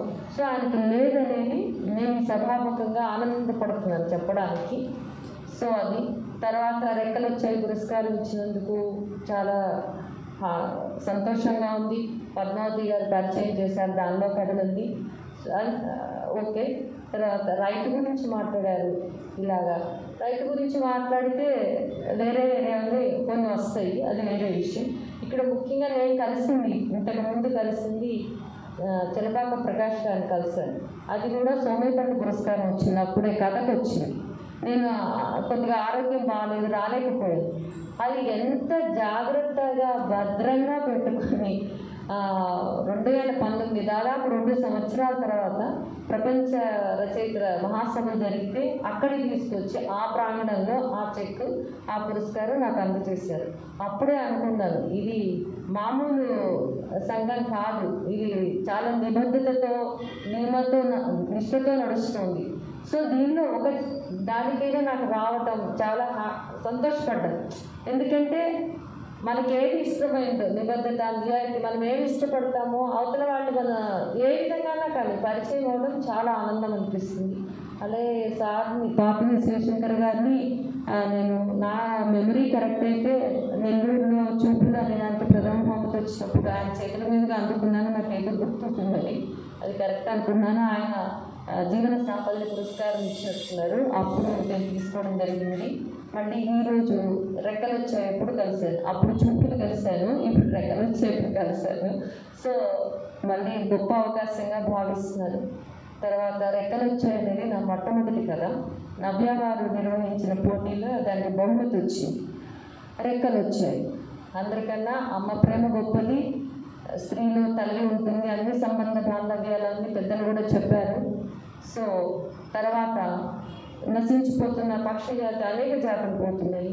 ఒక చిన్న పక్షి వచ్చి గుడ్లు నా కుండీలో నా చిన్న ఫ్లాట్లో గుడ్లు పెట్టడము, అది పెంచుకోవడం, దాన్ని నేను చూడటము, నా పిల్లల రెక్కలు వచ్చి హాస్టల్స్కి ఎగిరిపోవడము చదువులకి. ఈ లోపల అక్కడితో ఆగలేదు. ఆ తల్లి పిల్లికి బలైపోయింది ఉన్నట్టు. సో ఆ బుజ్జి పిల్లల్ని కళ్ళల్లో నీళ్లు పెట్టుకుంటూ ఏడ్చుకుంటూ కాకి పిల్లి ఏమి ఎత్తుకుపోక పెంచి అవి ఎగరడం జరిగింది. సో ఆ రోజు రాసిన మొట్టమొదటి కథ ఆ రెక్కలు వచ్చాయి. అదే టైటిల్తో పుస్తకం వేయడం జరిగింది. ఆ పుస్తకానికి ఆ సరస్వతి కటాక్షము ఆ 3 పురస్కారాలు రావడం జరిగింది. ఇది 3వది.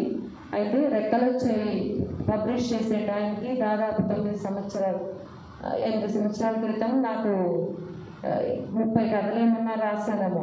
నేనేంటి పుస్తకం ఏంటంటే మా అమ్మగారు భారతి, ఆవిడ లేదు, ఆవిడకి మా ఇంట్లో మొట్టమొదటి రచయిత నేనే.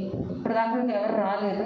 సో పుస్తక రూపంగా నేను ఇచ్చుకోగలుగుతాను కదా, ప్రతి పుస్తకం ఇవ్వలేదు. ఆవిడ అలా ఆలోచించేసరికి ఇదేంటి అర్థం లేకుండా అన్నాను. సో ఒక విధంగా ఆవిడ యొక్క సజెషన్ వల్ల అది రూపుదిద్దుకుంది. అనుకోకుండా ఈరోజు మా అమ్మ నాన్నగారి పెళ్లి రోజు, వాళ్ళు ఈ భూమిలో లేరు, దాటిపోయి 6 సంవత్సరాలైంది. అనుకోకుండా ఆ రోజు ఆవిడ ఊపిరి పోసిన రెక్కలు వచ్చాయనే దానికి ఈరోజు అందుకోవడం చాలా సంతోషంగా ఉంది. ఆ విధంగా వాళ్ళ ఆశీస్సులు ఉన్నాయి అనుకుంటున్నాను. ఇంకొకటి, నేను విజయవాడ లాస్ట్ మంత్ వచ్చి వేరే సభను తీసుకోవడం జరిగింది. అది నా పుట్టిల్లు, నేను పుట్టి పెరిగింది. ఇది మెట్టినిల్ అండి, గుంటూరు. ఇక్కడ మా వారు ఇక్కడే పుట్టి పెరిగారు, హిందూ కాలేజీలో చదువుకున్నారు. సో నిజంగా చెప్పాలంటే మొట్టమొదటి తరం నుంచి ఏదో లాక్డౌన్ వేరే పార్టీలో ఉన్నది. లాక్డౌన్ మొదలెడితే గైడ్ చేయడము, వాళ్ళ ఇంట్లో బాగా చదువుకునే వాళ్ళు. నేనేం లేదు, నాకు మామూలు చదివే కానీ రామాయణాలు, భారతాలు, తర్వాత ఇంగ్లీష్ లిటరేచర్ అన్నీ చదువుకున్న వ్యక్తి. గైడ్ చేయడం మొదటి తరం నుంచి. సో ఆ విధంగా అనుకోకుండా ఆయన్ని తీసుకొచ్చి మా ఇద్దరిని గౌరవించడము నా ఆనందం ఒక 10 అయింది ఈరోజు. దాన్ని నేను ధన్యవాదాలు తెలుసుకున్నాను. దాని బహుశా ప్రకాష్ గారు ఆలోచన నేను అనుకుంటున్నాను. అది తర్వాత వెంకట సుబ్బయ్య గారు అంత గొప్పగా అలా ఉండడం నిబద్ధతంటే అది సామాన్య విషయం కాదు. నిలబడగలడానికి నిలబెట్టబడిన వ్యక్తులు కూడా ఉంటారు.